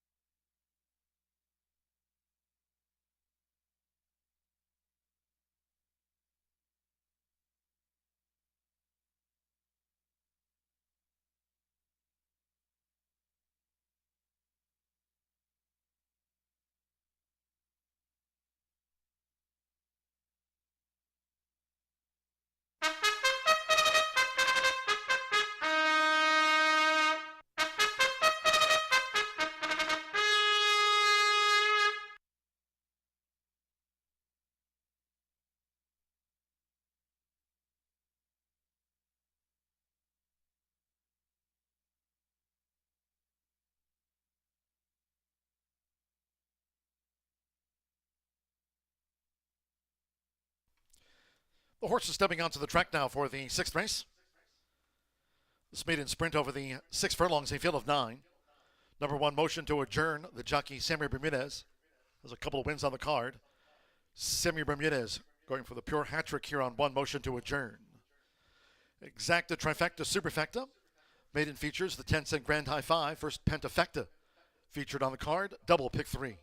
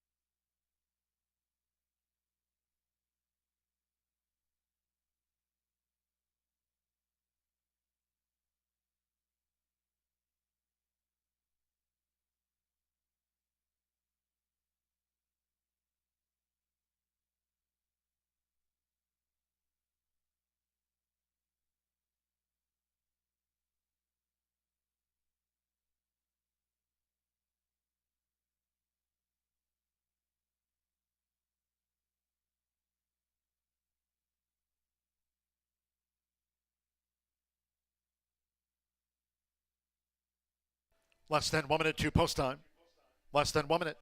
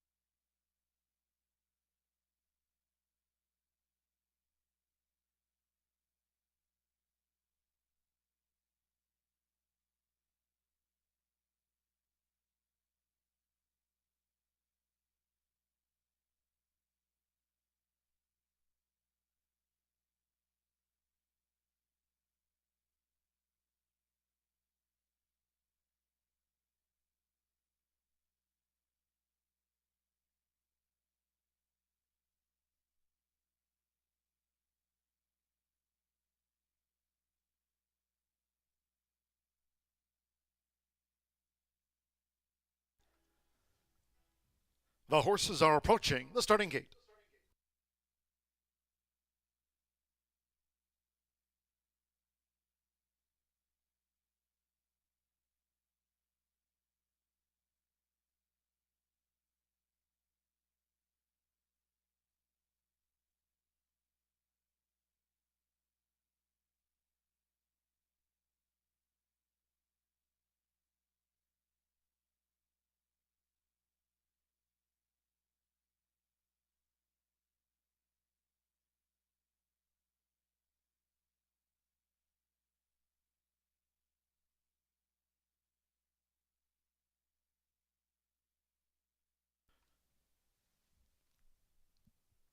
The horses have reached the starting gate. It is now post time. Here's motion to adjourn. Simmer Bermudez. The couple of wins on the card.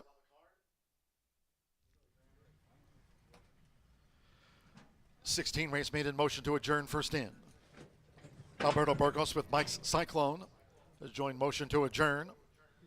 Now Fernando Veta Cruz, here's a first-time starter, My Miley's Vow.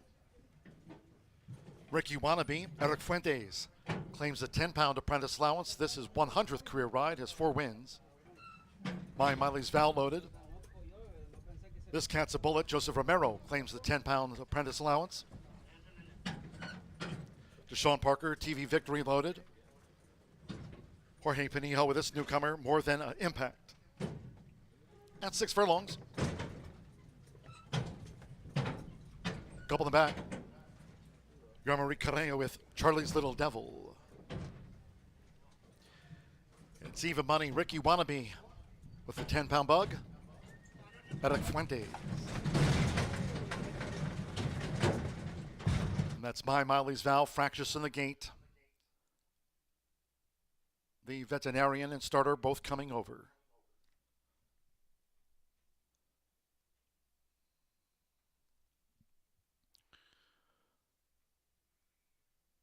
They've backed out My Miley's Vow.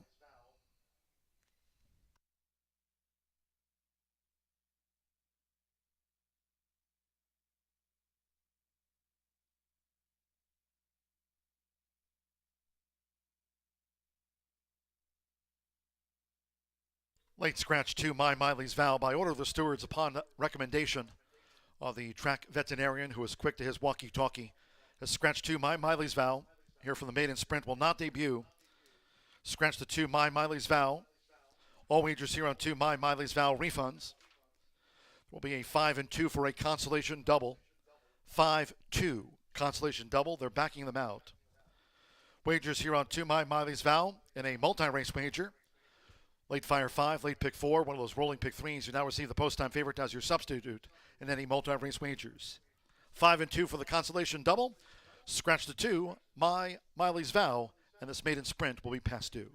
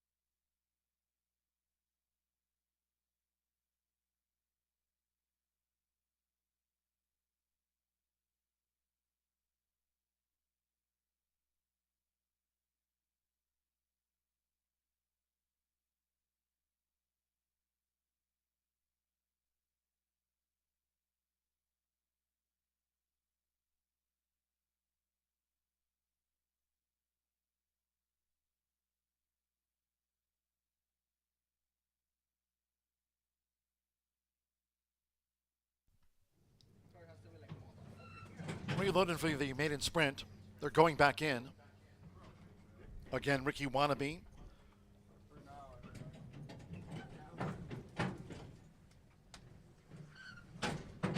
TV Victory. Again, this cat's a bullet. 3-5 on Ricky Wannabe. More than an impact.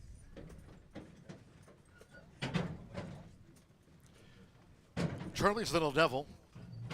Again, that late scratch on 2. My Miley's Vow. The 2 is that late scratch. Refunds due on the 2. Okay, stand by. One more. El Michoacano, Santo Sanjor is on the Monday scoreboard here. 3-5 on Ricky Wannabe with the 10-pound apprentice Eric Fuentes in his 100th career ride. All in line. And they're off. El Michoacano on the far outside. Here comes bids by TV Victory along with Charlie's Little Devil, and motion to adjourn with the round. That's TV Victory with Deshaun Parker. TV Victory sped to the front from Charlie's Little Devil on the red cap, who chases the pace. Motion to adjourn with the rail. After a sharp start, El Michoacano is racing fourth on the outside of this cat's a bullet in fifth as they go past the half mile. Ricky Wannabe is 8 from the front, while 5 clear from Mike Cyclone, 3 lengths away to the first-time starter, More Than an Impact, who trails the maiden sprint. The quarter 4. TV Victory, the leader.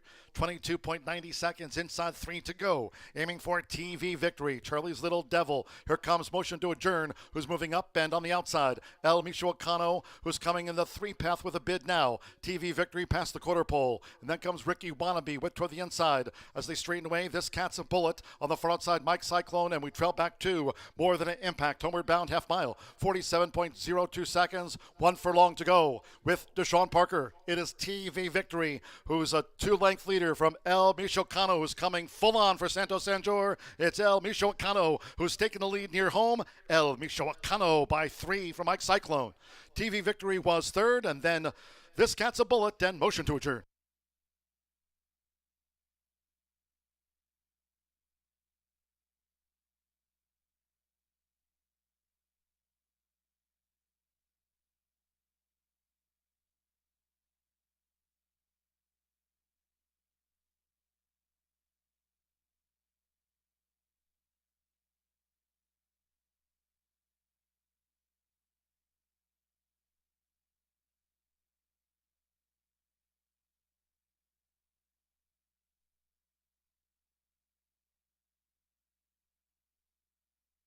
One 12.62 after the maiden.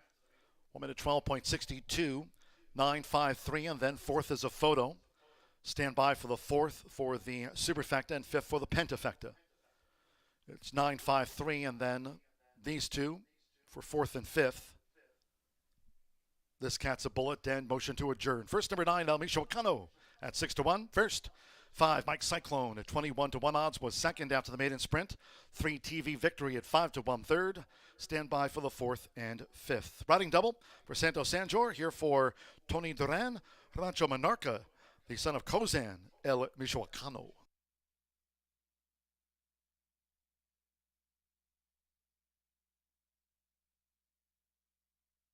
The judges have posted number 7. This cat's a bullet fourth.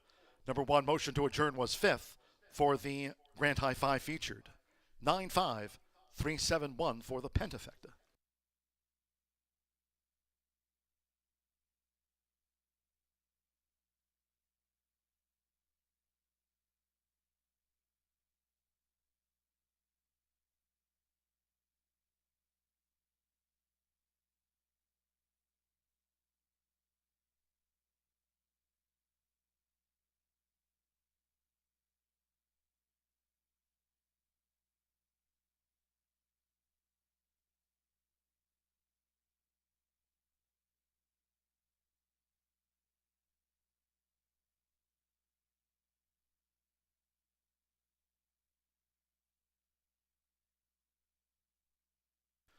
Andy Murphy Trailer Sales Winner's Circle, the 9, El Michoacano with Santo Sanjor. El Michoacano is a 3-year-old bank gelding by Kozan out of the first Samurai mare, Flor de Pariso, bred in Indiana by Rancho Monarca LLC of Catherine and Tony Duran. From the Tony Duran barn, race 6 official, Horseshoe Indianapolis congratulates the winning connections of El Michoacano out to the maiden ranks.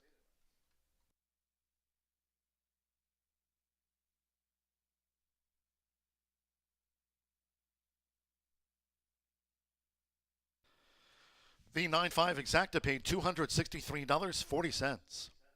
50-cent trifecta, $349.95, 9.53. This cat's a bullet fourth. 10-cent superfecta, 9.537, $180.26. 50-cent pick three paid $176.45. 2 with the 5 with the 9. 5-9 double, $157.40. There's that 5-2 consolation double. Late scratch on 2, My Miley's Vow. 5-2 consolation double, $14.80. And with motion to adjourn fifth in his 17th career start, 10-cent pentafecta, 95371, paid $1,232.66. 8 ran, 112.62. 7th race back to the turf for the second leg of the Horseshoe Hat-Trick All-Turf Pick 3. Scratch 5, Tizzy Jojo. 11, Aldora. 12, Doc 7, and 13, Star Wisher. Scratch 5, 11, 12, and number 13 from the race card. 6, Stella Teresa, the jockey Axel Concepcion. Axel Concepcion on 6, Stella Teresa. 10, Happy World, 1 pound over, makes the weight there now 119 corrected. Exacta, trifecta, superfecta, 10-cent grand high 5, double, pick 3. Post time will be in 18 minutes. Revised post time now of 5:12.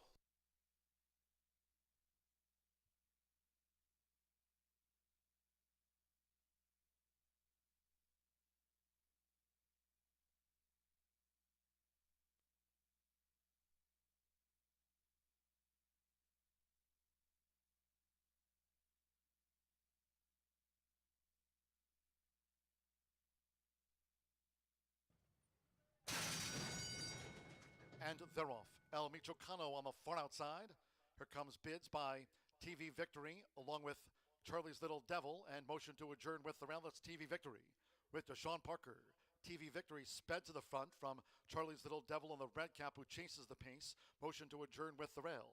After a sharp start, El Michoacano is racing fourth on the outside of this cat's a bullet in fifth as they go past the half mile. Ricky Wannabe is 8 from the front, while 5 clear from Mike Cyclone, 3 lengths away to the first-time starter, More Than an Impact, who trails the maiden sprint, the quarter 4. TV Victory, the leader. 22.90 seconds, inside 3 to go. Aiming for TV Victory. Charlie's Little Devil. Here comes motion to adjourn, who's moving up and on the outside. El Michoacano, who's coming in the 3 path with a bid now. TV Victory past the quarter pole. And then comes Ricky Wannabe with toward the inside as they straighten away. This cat's a bullet on the far outside, Mike Cyclone, and we trail back to More Than an Impact. Homeward bound half mile. 47.02 seconds. 1 furlong to go with Deshaun Parker. It is TV Victory, who's a 2-length leader from El Michoacano, who's coming full on for Santos Sanjor. It's El Michoacano who's taking the lead near home. El Michoacano by 3 from Mike Cyclone. TV Victory was third, and then this cat's a bullet, and motion to adjourn.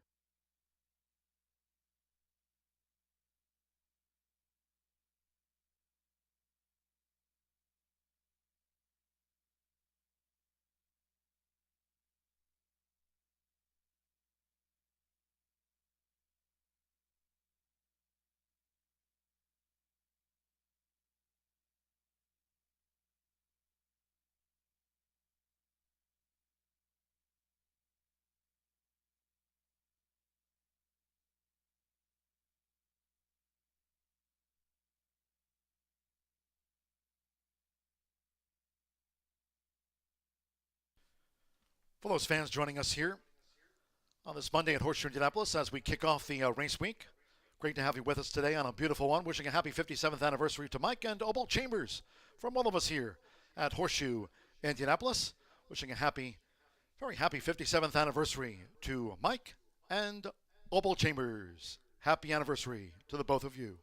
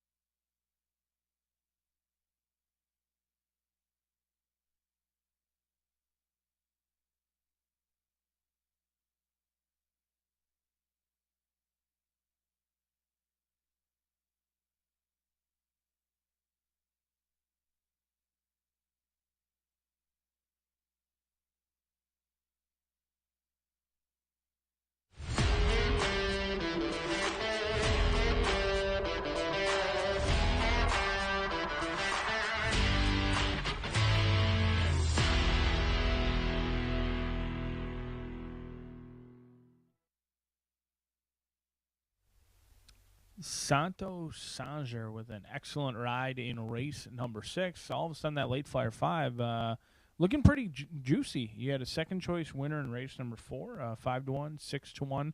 Some beaten favorites in there. 3-5. It was just never looked good for old Ricky Bobby in that one in race number 6. We move along to race number 7, 8 minutes away. Another big field on the turf course. Do scratch number 5, Tizzy Jojo, and you're also eligible as 11, 12, and 13. 5 furlongs is going to be the distance on a firm turf course. Sprinkler all figured out. We are back on the turf here at Horseshoe Indianapolis.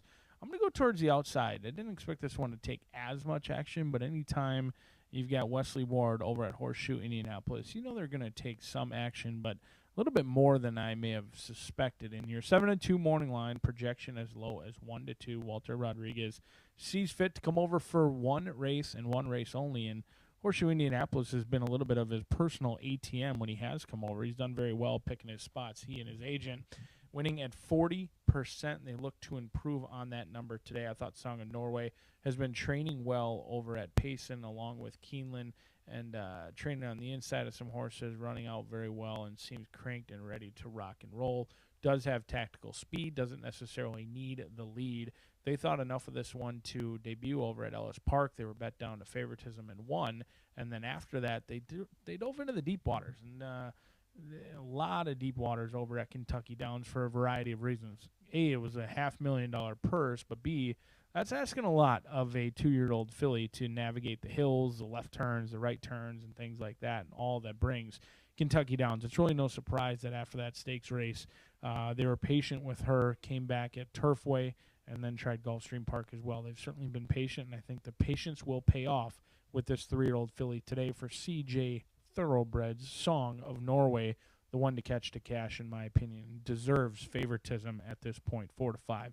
We'll see how low it may go. But the value player in here could be Stella Teresa. You saw it earlier when we kicked off the Horseshoe hat trick in race number 5. Pace makes the race, and I think Stella Teresa is the quickest of them all and should be ready to fire fresh in this spot. The 5-year-old mare by Palace Malice is 1 win from 12 starts with a second and a third as well. But she's got one way and one way to go. They are going to let her run and play catch me if you can. And on our turf, you want to be on the lead. I think she should be fresh. She comes in, hasn't been seen since July 13th of last year, almost a year since Stella Teresa has taken to the racetrack. She should be fresh in this spot. And with that, usually horses off the layoff, maybe a little bit more keen than they typically would be, but she doesn't have any problem getting out of the gate and asserting herself early on in the race. The way our turf course is playing with the rail all the way at 48 feet, I believe Concepcion and Stella Teresa are going to play catch me if you can, and they're on the board at a big number. Disrespect in here for a trainer who can certainly pop at a price. With the blinkers on, it's Stella Teresa at 15-1. Down near the inside is Life Advice. Joe Sharp, Landeros going to be calling the shots in here as well. Landeros looks to have some live mounts, not only today, but I was looking at tomorrow's card as well, and there's some real live horses that he is going to be calling the shots on and in the saddle. He shipped over his tack for the start on June 6th, wanted to be aboard Life Advice, and it looked like an excellent decision. 11-1. Broke Sharp, immediately cleared off on the front end, and was kept to task. Even though it looks like this horse was tiring near the wire, which certainly would have been expected after a mile and a 16th race in your first try on the turf, never passed on the gallop out. I think this 3-year-old filly might have a little bit of fight to her. She hadn't shown it in the best, but maybe the dirt just wasn't her thing. She showed fight last time out. She dug down deep, and the cutback is unique to me from a mile and a 16th. We'll see how she fares with the speed early on in this race. I'm not sure she'll be on the lead. She may be forced to be a little bit more tactical today, but I do like that she ran a huge race on the turf last time out. Now cuts back. It's a unique play, but anything Joe Sharp sends to the track you might want to pay attention to. 9, 6, and 3 for yours truly as a big field. A field of 10 navigates 5 furlongs on the turf right here at the Shoe.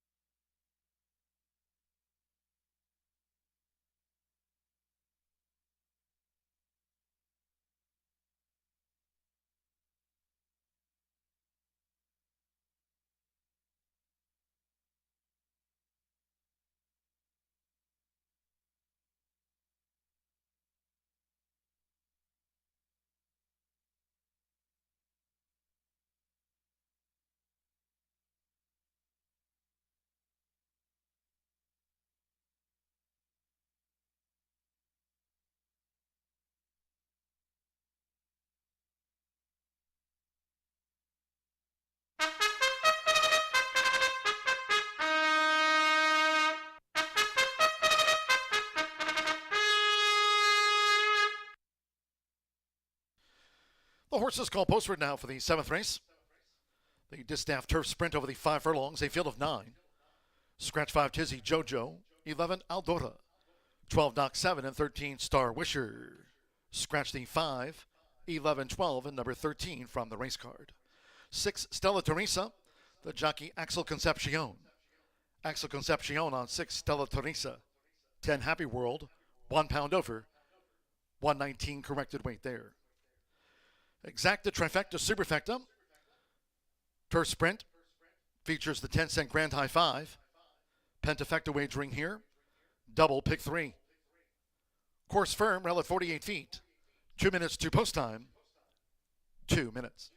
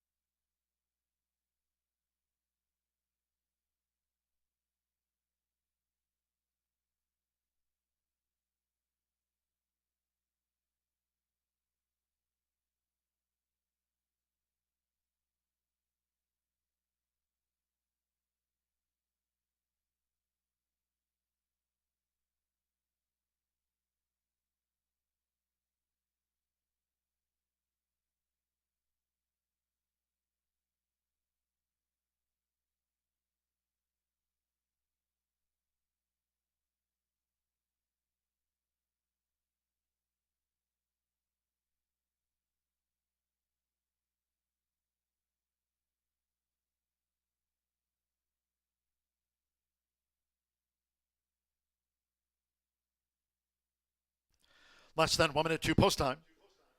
Less than 1 minute.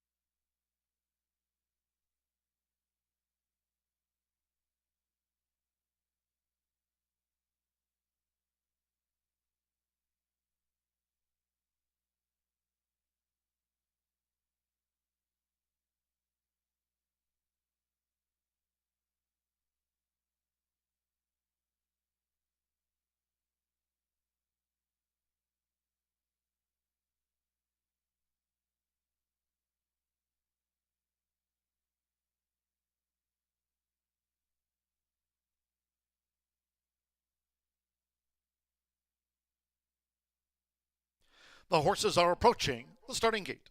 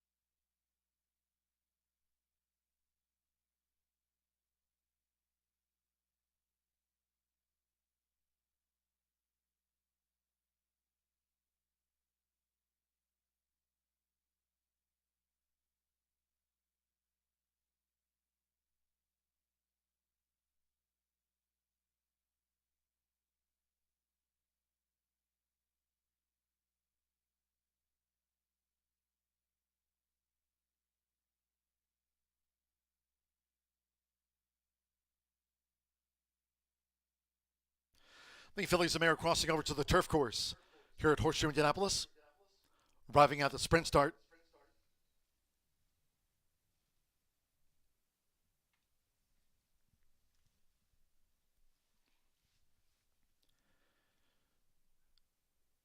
The horses have reached the starting gate. It is now post time. They're going in. Alberto Burgos with Sense of Pearl.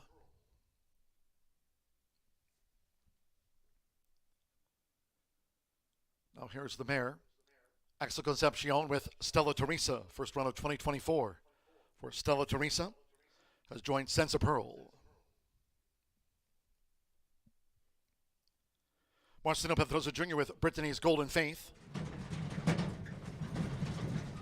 And that was Sense of Pearl, reared up in the gate and unseated Alberto.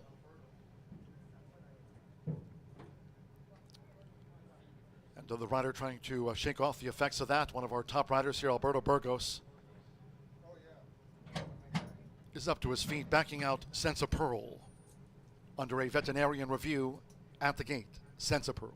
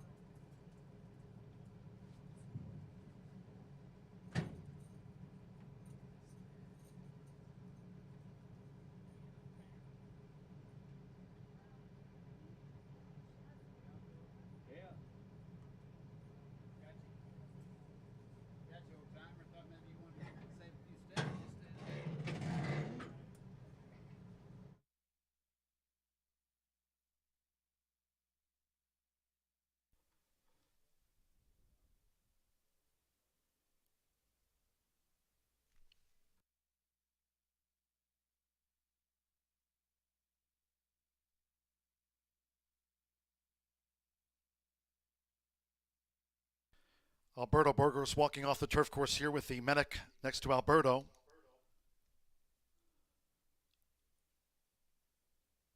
The others that were in line now have been backed out.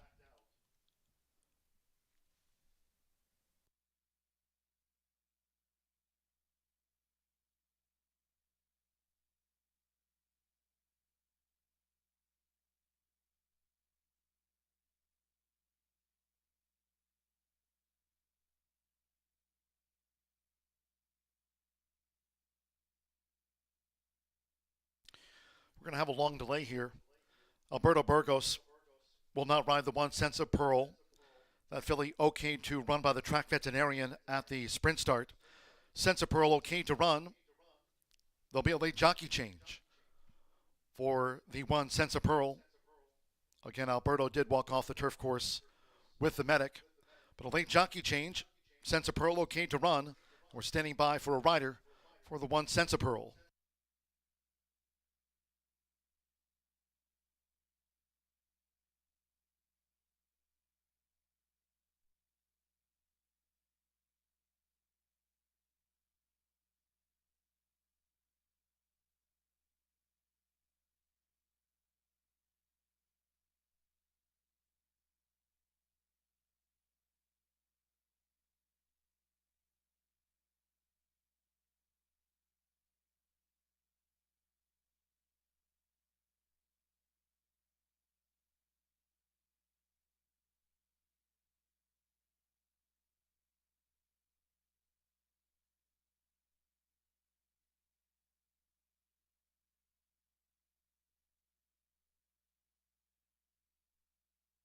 Looking here at number one, Sense of Pearl.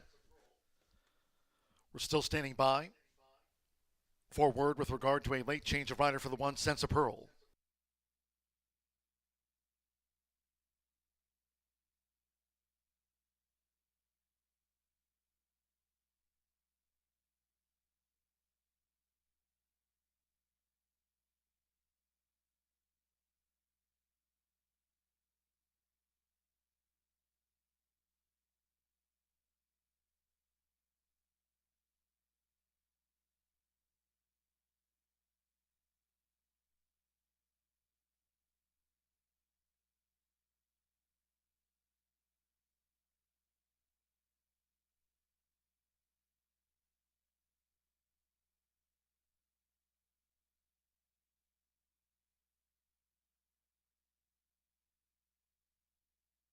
That jockey change now just in for the one, Sense of Pearl, will be ridden here in the turf sprint by Relu Gutierrez. Relu Gutierrez will ride number one, Sense of Pearl, here in the seventh race. Relu Gutierrez on the one.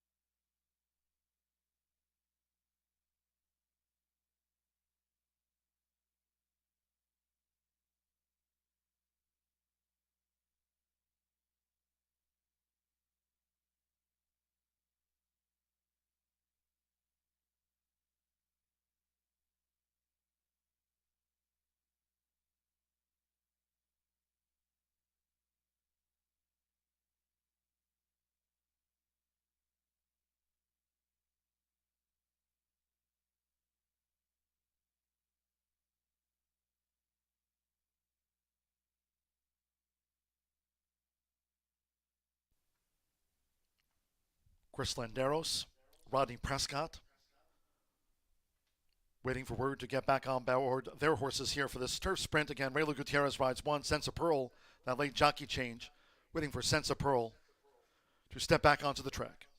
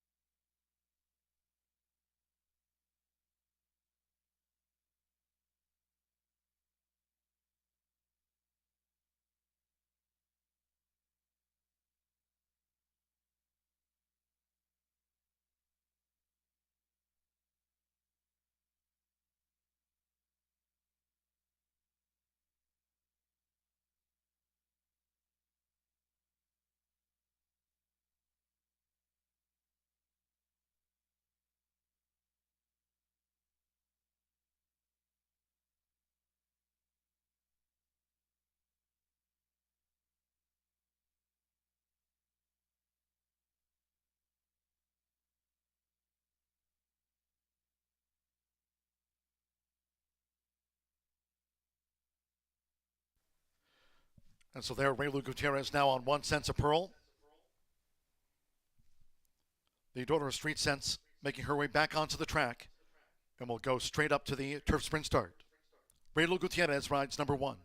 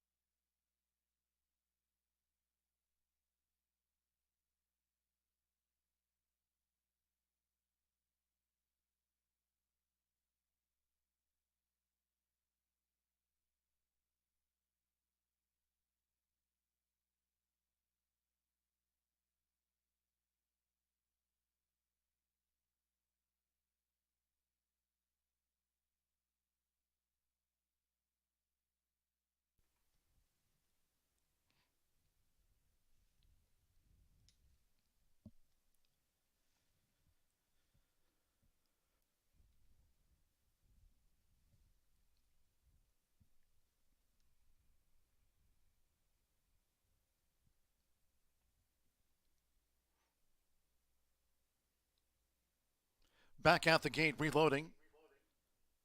So here she is, Sense of Pearl now with Raylu Gutierrez. Sense of Pearl went right back in. Axel Concepcion with Stella Teresa. Marcelino Pedrosa Jr., Brittany's Golden Faith. Tyler Connor with Kohara.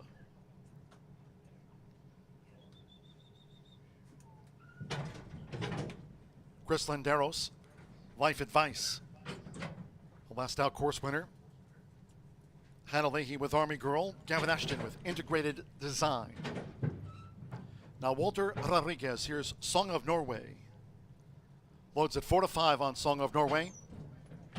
One more, Rodney Prescott with Happy World. So we're about 15 minutes past due after that late jockey change.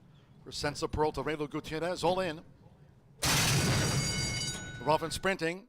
Fast start for Stella Teresa with Integrated Design looking to hook up with her. Song of Norway is a close third. Then toward the inside, Life Advice in fourth, but it's Stella Teresa with Axel Concepcion making her 5-year-old seasonal bow, and she's pumped up. Stella Teresa took the top. Song of Norway chasing the pace. Integrated Design with on the outside Happy World, who starts the bid. They have 3 furlongs to go. Then to the inside, Life Advice, that next gray with Kohara in the black cap. We trail back to wide Army Girl with Sense of Pearl and Brittany's Golden Faith trails. The quarter for Stella Teresa leading at 10 to 1, 21.31 seconds as these fillies mare come past the quarter pole. It's Stella Teresa.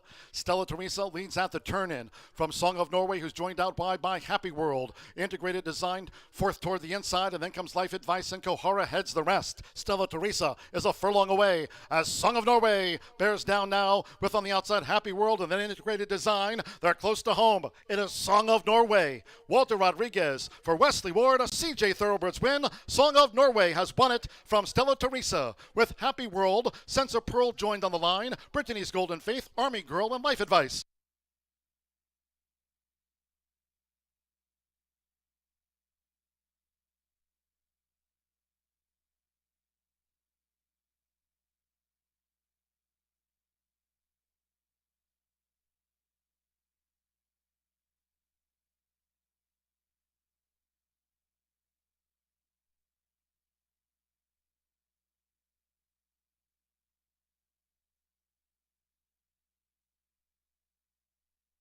$56.64. After the Phillies Mare Turf Sprint, 56.64 seconds 9. Song of Norway at 4-5 was first.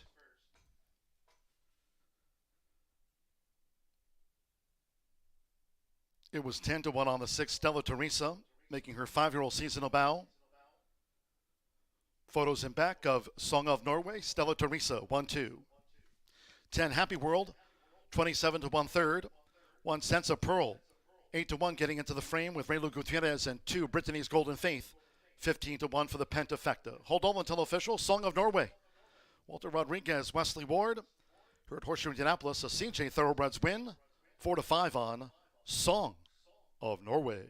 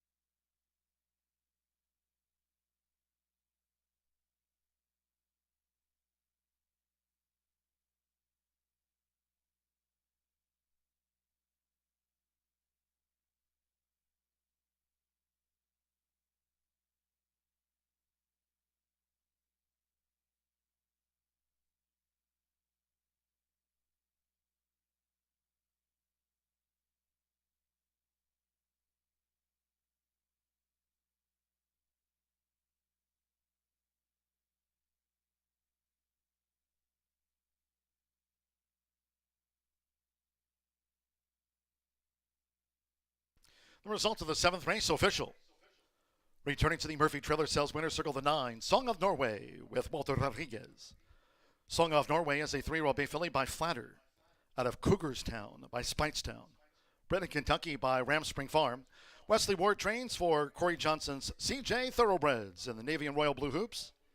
Horseshoe Indianapolis congratulates the winning connections of Song of Norway. Paid 4-5. Results in Pentafecta, $472.37. Brittany's Golden Faith ran 5th. Pick 3, $114.30. The 9-6 Exacta paid $25.80. 50-cent trifecta, 9-6-10, $71.65. 9-9 double, $51.60. And the 10-cent superfecta coming back, $87. Sense of Pearl finished 4th. In the Distaff Turf Sprint, the 5, 11, 12, and 13 were non-runners. Favorite first, 9 ran, 56.64. Race 8. In the maiden juvenile fillies turf, scratch the also eligible 11 Ocean Star. Scratch number 11, the AE. 9th race closing with a quarter horse maiden juvenile over the 300 yards. 9th race there, no scratches, no jockey changes. Firm and fast, exacta, trifecta, superfecta. Another 10-cent pentafecta featured. Double. Post time, 21 minutes. Off at 5:56.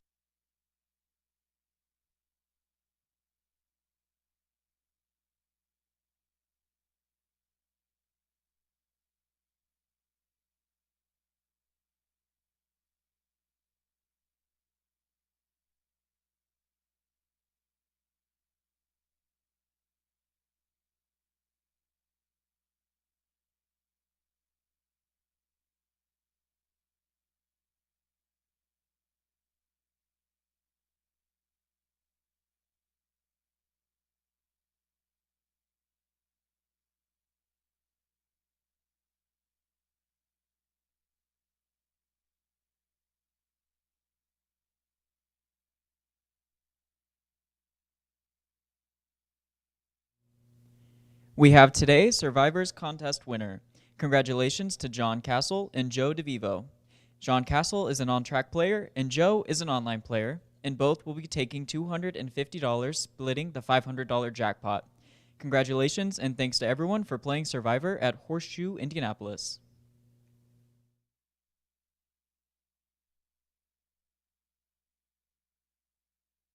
All in. Rough and sprinting.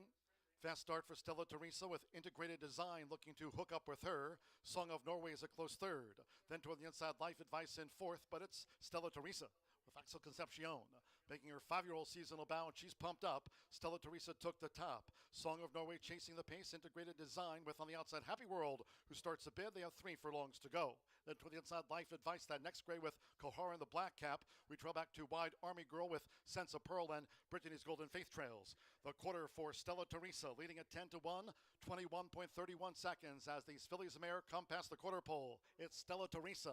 Stella Teresa leads at the turn-in from Song of Norway, who's joined out wide by Happy World. Integrated design, fourth toward the inside, and then comes Life Advice, and Kohara heads the rest. Stella Teresa is a furlong away as Song of Norway bears down now with on the outside Happy World, and then Integrated Design. They're close to home. It is Song of Norway. Walter Rodriguez for Wesley Ward, a CJ Thoroughbreds win. Song of Norway has won it from Stella Teresa with Happy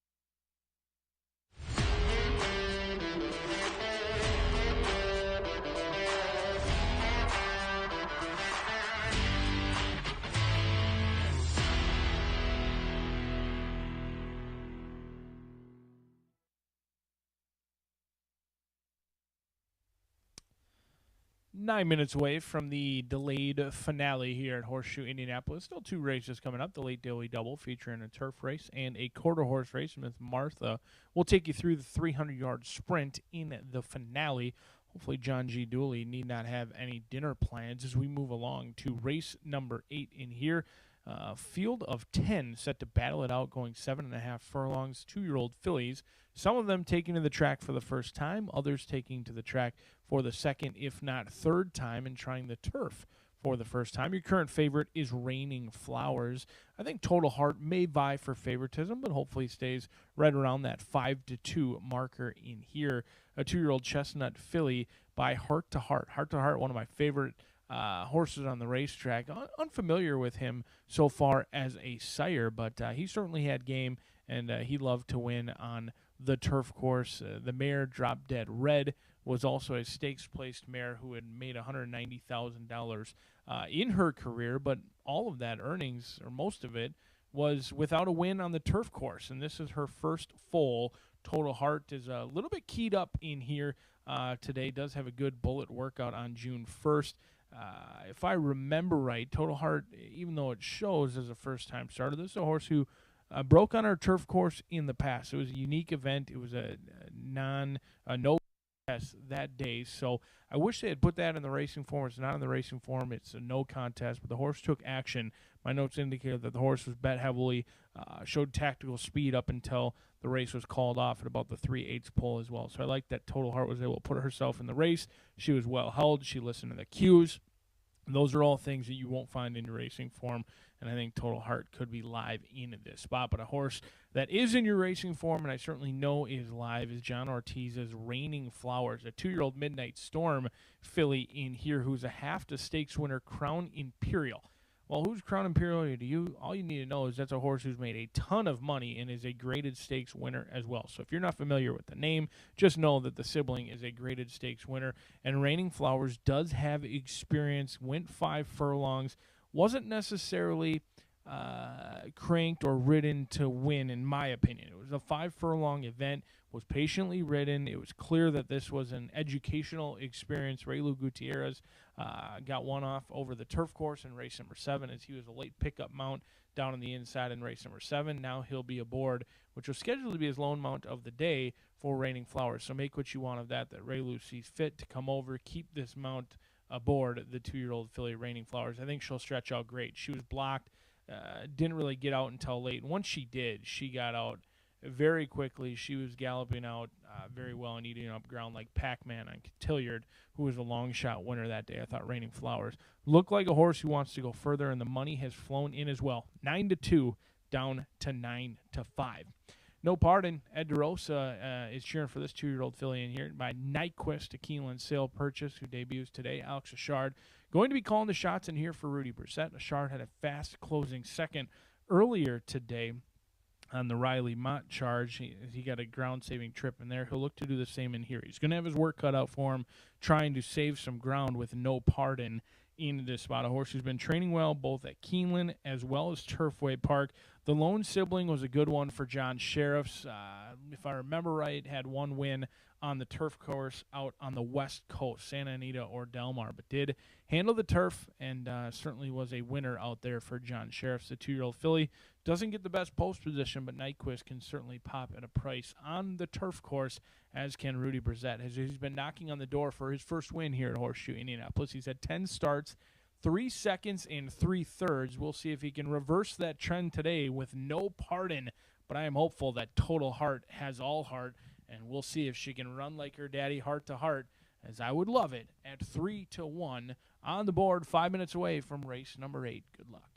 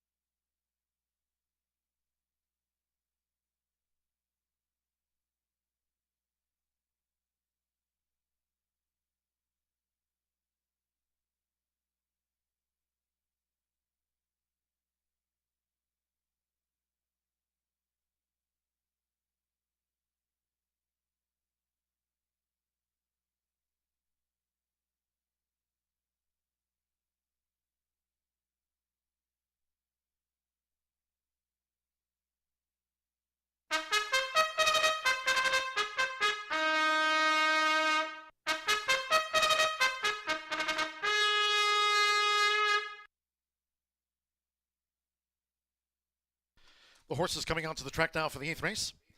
This maiden juvenile filly's turf over the 7.5 furlongs. A field of 10. Scratch 1, or scratch 11. 11 Ocean Star has been scratched. No other changes.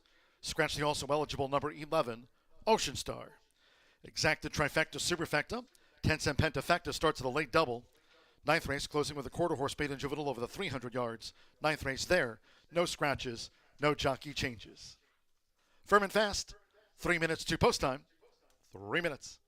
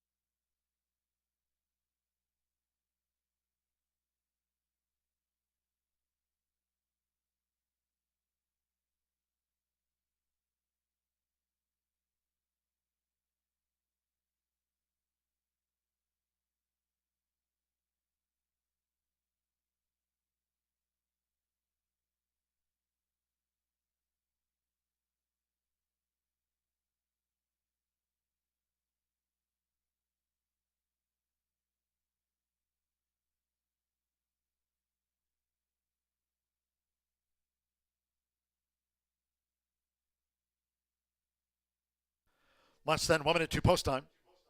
Less than 1 minute.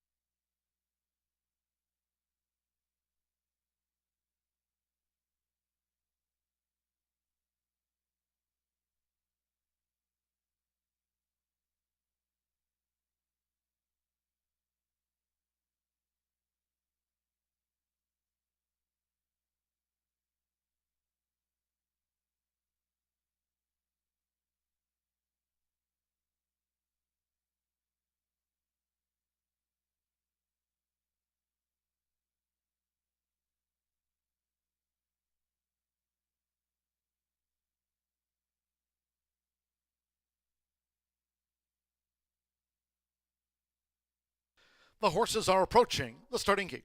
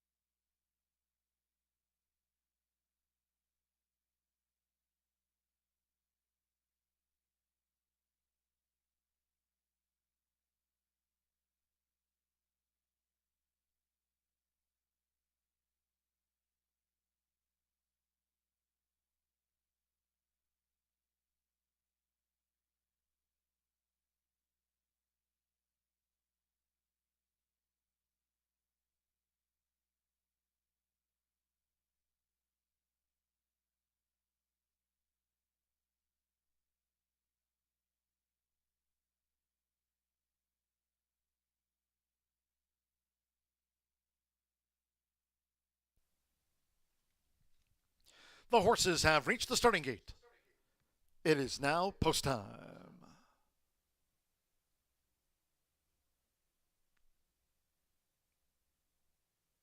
Loading for this maiden juvenile fillies turf, Gavin Ashton with Good Looking.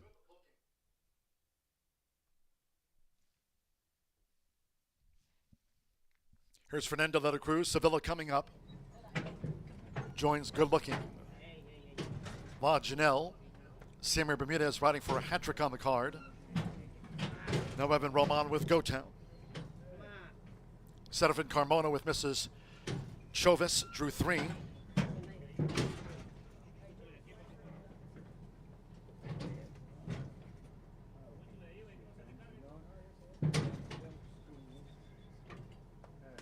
Now Go Town's gone all in. Braylu Gutierrez with Raining Flowers coming up. 2-1 favorite, Raining Flowers. Gabriel Saez, Total Heart making her bow.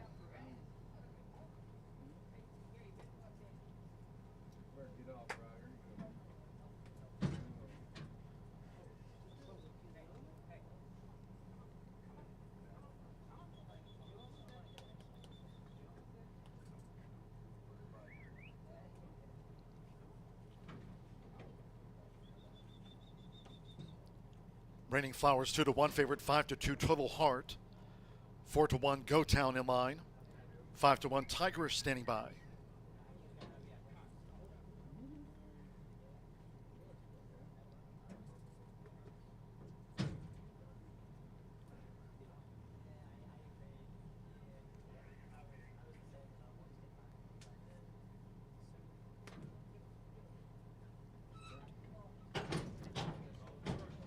Total Heart has gone all in. Declan Cannon with Tigerish coming up. Tigerish drew 5. Manny Esquivel with Well Aware. As the black substitute House Silks on for Well Aware. Raining Flowers holding a 2-1 favorite. At 7.5 furlongs, one more. Alex Ashard, No Pardon, daughter of Nyquist. One of the 5 first-time starters. No Pardon. Loads 9-1. Course here firm on a sunny one. Rail at 48 feet this race week. All in. Ready. And they're off. Good start for Raining Flowers.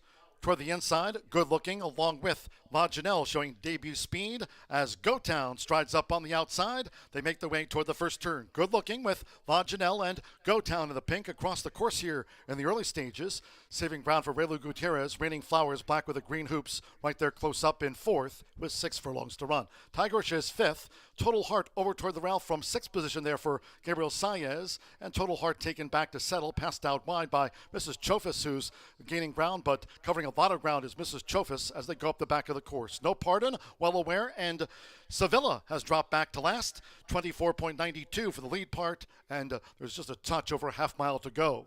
It's Good Looking with the rail narrowly for Gavin Ashton. La Janelle's been right there, so too Go Town with Mrs. Chofis. And Wide run into fourth position as they head toward the far turn. Tiger starts a bid between fillies. No Pardon is on the far outside, 4 from the front. Raining Flowers continues toward the inside parts of the course, while 2 clear from Well Aware and 2 lengths away. Sevilla remains last. Half mile, 48.66 seconds coming toward the quarter pole. Go Town. Go Town to the top for Evan Roman from Good Looking. No Pardon is being ridden now to gain as Total Heart sweeps on the outside for Gabriel Saez. Tiger straightens away in 5th with Raining Flowers in 6th. These maiden 2-year-old fillies come for home. It's Go Town. Go Town's in front with 1 furlong to go. Leads by a length to a closing Tigerish, who's now quickened in front. Then toward the inside is Raining Flowers, who's running on. No Pardon is a 1-paced 4th. They're close to the finish with Declan Cannon. Tigerish, this newcomer. Tigerish gets the result by 3 from Raining Flowers. Go Town 3rd, No Pardon 4th, and Total Heart was next. Well clear.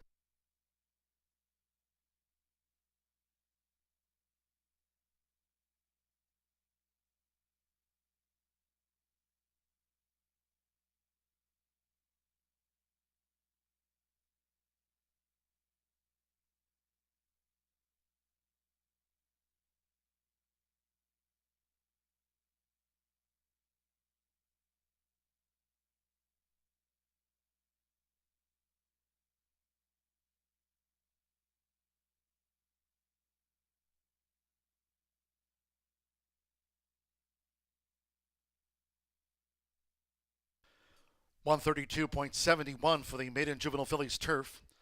1 minute 32.71 seconds. The judges have posted the full unofficial run order to race 8.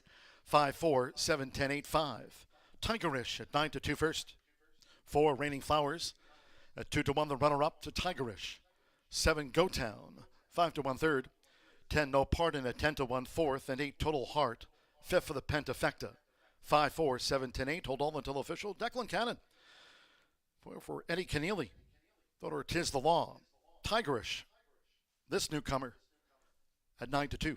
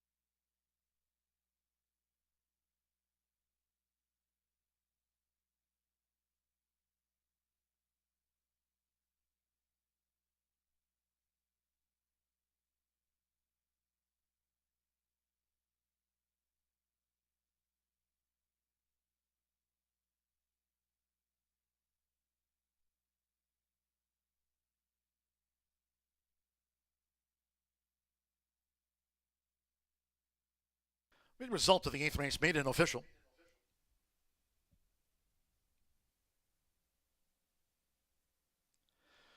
Returning to the Murphy Trailer Sales Winner Circle, the 5 Tigerish with Declan Cannon. Tigerish is a 2-year-old bay filly by Tis the Law. Out of the Woodman mare, Verici bred in Kentucky by Newstead Corp.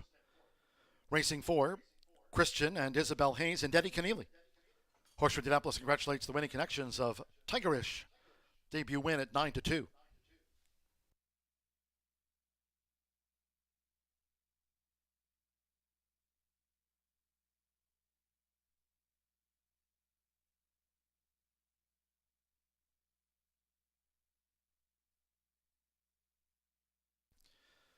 The 5-4 exacta paid $43 even.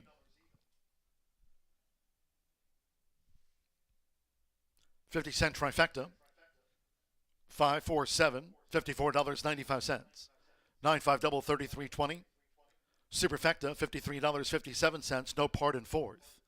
Pick 3 $84.35. 50-cent late pick 4 $772.20, 404.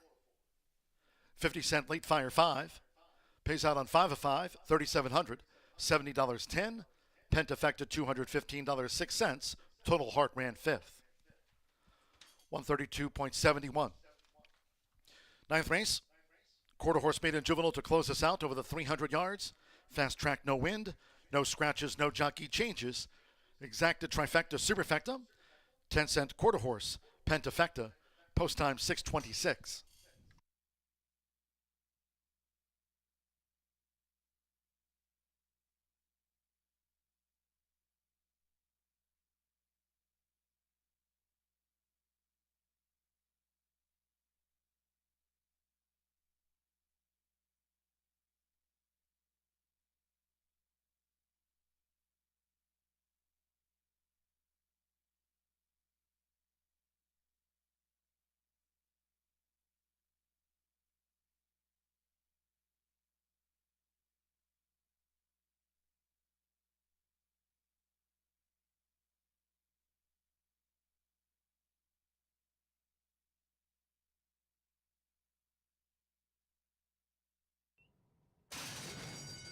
And they're off.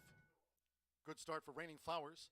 Toward the inside, good looking, along with La Janelle showing debut speed as Go Town strides up on the outside. They make their way toward the first turn. Good looking with La Janelle and Go Town in the pink across the course here in the early stages.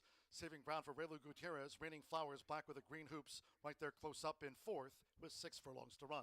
Tigerish is fifth. Total Heart over toward the rail from sixth position there for Gabriel Saez, and Total Heart taken back to settle, passed out wide by Mrs. Chofis, who's gaining ground, but covering a lot of ground is Mrs. Chofis as they go up the back of the course. No Pardon, well aware, and Sevilla has dropped back to last, 24.92 for the lead part, and there's just a touch over a half mile to go.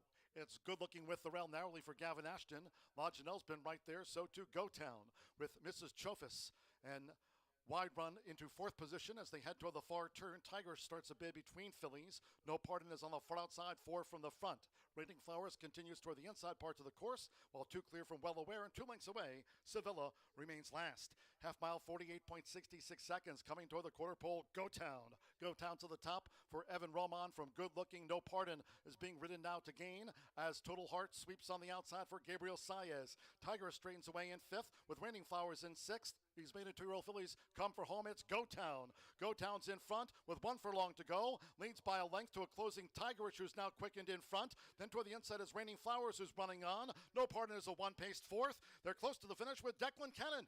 Tigerish, this newcomer. Tigerish gets the result by 3 from Raining Flowers. Go Town third, No Pardon fourth, and Total Heart was next. Well clear.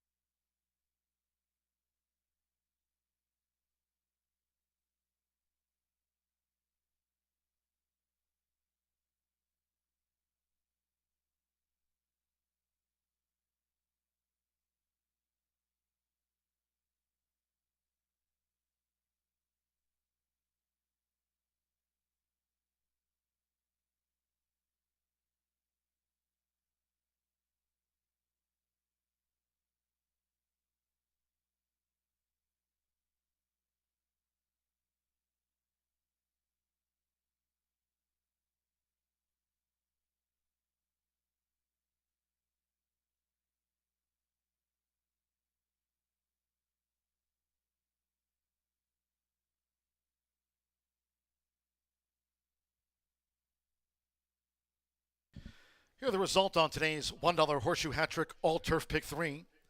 Combining differently with Song of Norway, with Tigerish taking out the maiden juvenile fillies turf. The All-Turf Pick 3 today returned $209.30. 209.30.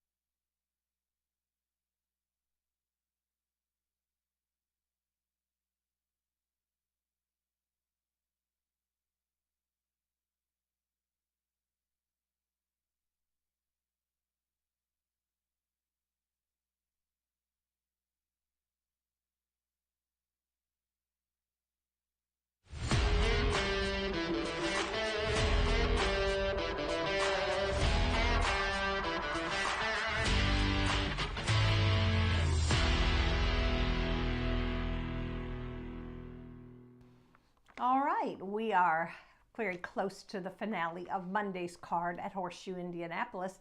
This is going to be a $17,000 maiden for 2-year-old quarter horses. Some of them have had some experience, others making their racing debuts. It's a good field today, and of those who have had some experience, I'm going with number 8, Poison Ivy, who joined the barn of Shauna Martin after making 2 starts for another conditioner at Remington Park in Oklahoma City. As I've mentioned before, super tough company down there. So even if this filly did not finish in the money in either of those, as a matter of fact, she was sent off double-digit odds, which I don't think you're going to see today. But she's well-bred. Her sire is Ivan James. And really what was significant for me is that she had marked improvement in that second start that she made on May 18th. So give her a good look. Aaron Hunt has the call. I think she's going to do pretty well in our finale. All right, now as far as the debut horses, I really like the work tab on number 1, CC Holy Moly, who's going to make her first start this afternoon for trainer Jesse Vasquez. She's a filly by Majestic Cartel, bred and owned by Craig Coltharp. Now, she's going to break from the rail under Jesse's husband, Giovanni Vasquez Gomez. They're a formidable duo, and they're really coming on in the last couple weeks. In the standings, Jesse is second to Tony Cunningham. Oh, and Natasha Perez. They're tied for the top. And then Giovanni is second to Diego Bocanegra. It's going to be a tough battle down the wire for leading trainer, owner, and jockey standings. You can be sure of that. But let's see how she does. You know, she breaks from the rail. First-time starter, might need a start, but I'll tell you what, those two are pretty good at bringing on their young horses. Next up, let's talk about Pam Hahn's homebred number 6 Political Pippa, one of 2 juveniles entered by leading quarter horse conditioner Tony Cunningham, who's currently tied for the lead and last year's leading quarter horse conditioner, so you always want to pay attention to his horses. Now, pedigree-wise, we've seen some very, very nice babies from first crop stallion EOS A Political Win. So take a look at this filly in the paddock, see how she looks. She's going to be ridden by Francisco Quintero, and Cunningham's other rider, El Danny Martinez, is going to take the call on the horse that I have picked 4th. May do a little bit better than 4th, but you got to put him somewhere. That's number 5, Lily Red Wagon. This is the daughter of PYC, Paint Your Wagon, very noted pedigree there. And however, she did not debut very well. She finished 7th in her first start, but as I've mentioned so many times, not all 2-year-olds win at first asking. Some of them just need a little experience. You never want to count one out for not winning in their debut, because you know that the trainers have worked with them, whatever it takes, maybe some equipment changes, maybe working in the gate, to see a better effort second time out. All right, so having said all that, I'm going 8-1-6-5 in our finale, but do want to remind everybody we have a carryover in our quarter horse 10-cent pentafecta. 4633 is the number, and so you definitely want to get your tickets in. For me, I would put number 7, Relentless Kin. I'd add that to my ticket. This is a son of He's Relentless. Again, didn't do too well in his very first start, but Tim Eggleston knows his way with his 2-year-olds, and I love the progeny of He's Relentless. So see if you want to add him to your ticket. Good luck in this, and remember, we have our second all quarter horse day coming up Saturday, early post, 10:45, wow, a.m., and 12 races, lots of trials. We'll talk about it more this week.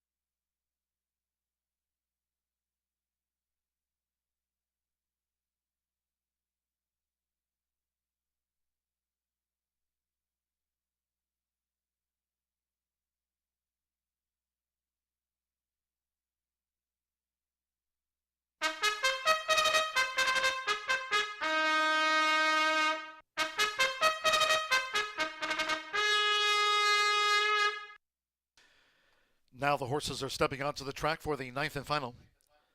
Quarter horse maiden juvenile over the 300 yards. Fast track, no wind, a field of 8.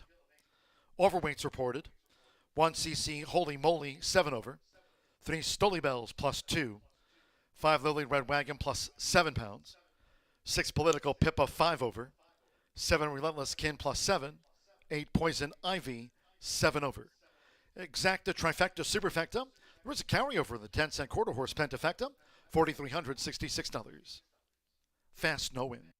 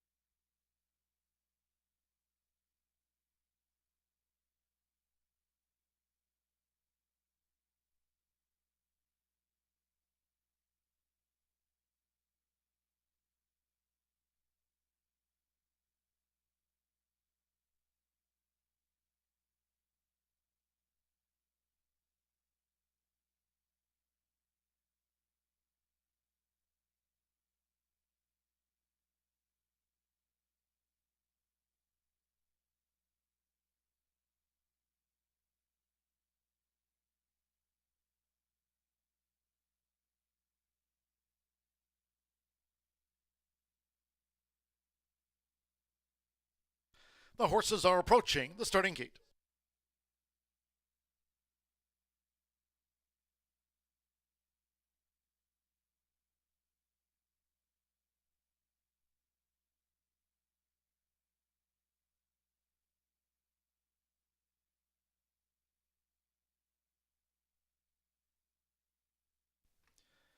The horses have reached the starting gate. It is now post time. Giovanni Vasquez Gomez, CC Holy Moly. The first maiden juvenile up and in. CC Holy Moly. Lily Red Wagon.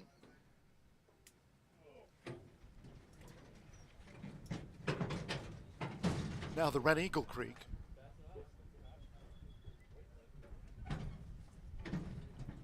Political Pippa. Francisco Quintero for Tony Cunningham, who has a thoroughbred win on the card with the Kid Pataki. Stoli Bells, one of the Shauna Martin two. Stoli Bells went in okay.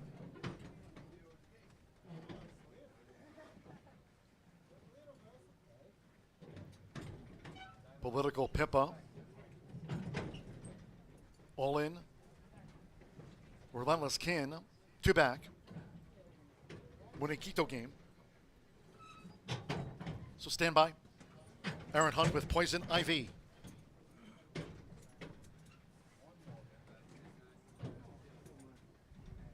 Tuesday post time, 2:10 p.m. Eastern. So with the 300 yards, fast no wind. They're in the gate.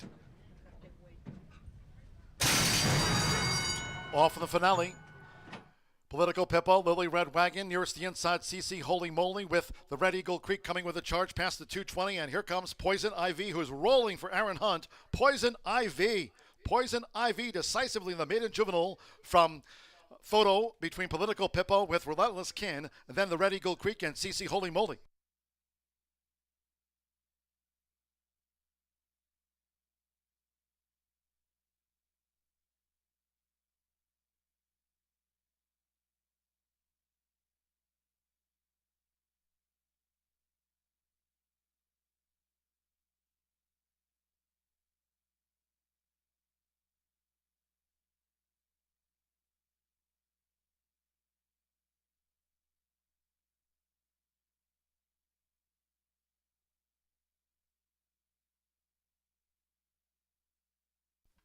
Eight Poison Ivy, no doubt about a winner. The judges will examine photographs before posting the remaining order of finish. Poison Ivy, Aaron Hunt for Shauna Martin, Brad Sharp, Brant Barley. Third time was the charm. Poison Ivy in from Remington to roll.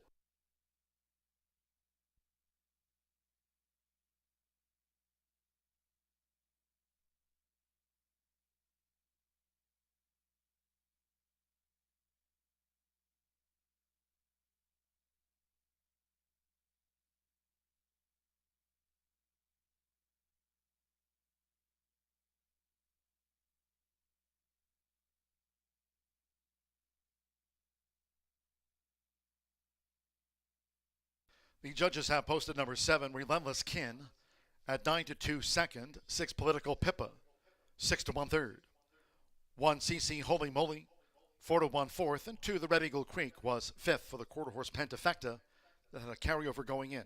8-7, 6-1-2 for the Penta.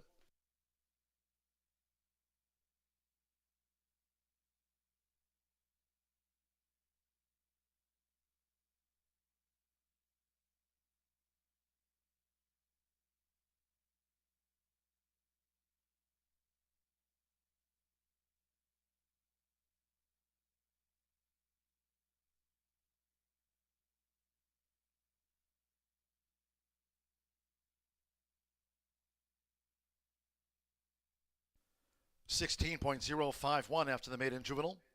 Fast no wind, 16.051 seconds.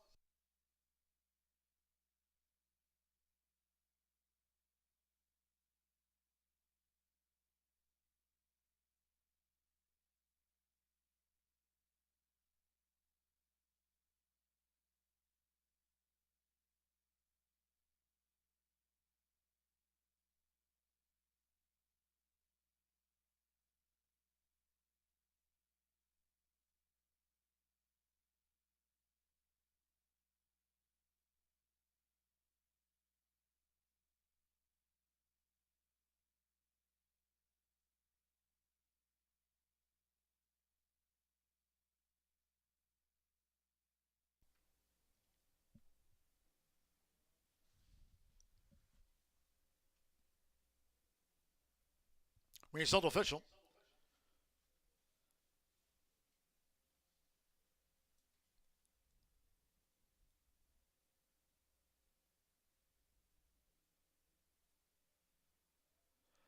Returning to the Murphy Trailer Sales winner, circle the 8 Poison Ivy with Aaron Hunt. Poison Ivy, 2-year-old Sorrel filly by Ivan James. Out of Classified Cartel by Favorite Cartel. Brother Missouri by Barley and Sharp Farm. Shauna Martin trains for owners Brad Sharp and Brant Barley. Coming in from that ultra tough Remington Park quarter horse meet in Oklahoma. Horseshoe Indianapolis congratulates the winning connections of Poison Ivy. 2-1, she was the final favorite. Results in. The 8-7 exacta, $28.80. 50-cent trifecta, $41.90. 5-8 double paid, $91.20. 10-cent superfecta, $39.19. CC Holy Moly fourth after a photo. Pick 3 and even $72. And the 10-cent pentafecta completed by the Red Eagle Creek. 10-cent pentafecta, $244.99. 8-7, 6-1-2 for that quarter horse. Grand high five. 16 .051, fast no wind. That concludes our live racing program for today. We thank all that joined us here at the races. Cheers to all who tuned in. Live racing resumes tomorrow.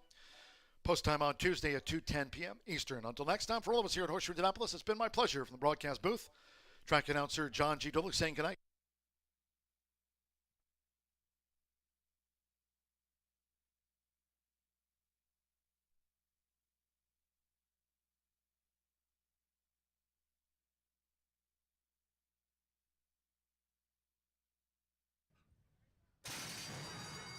Off in the finale.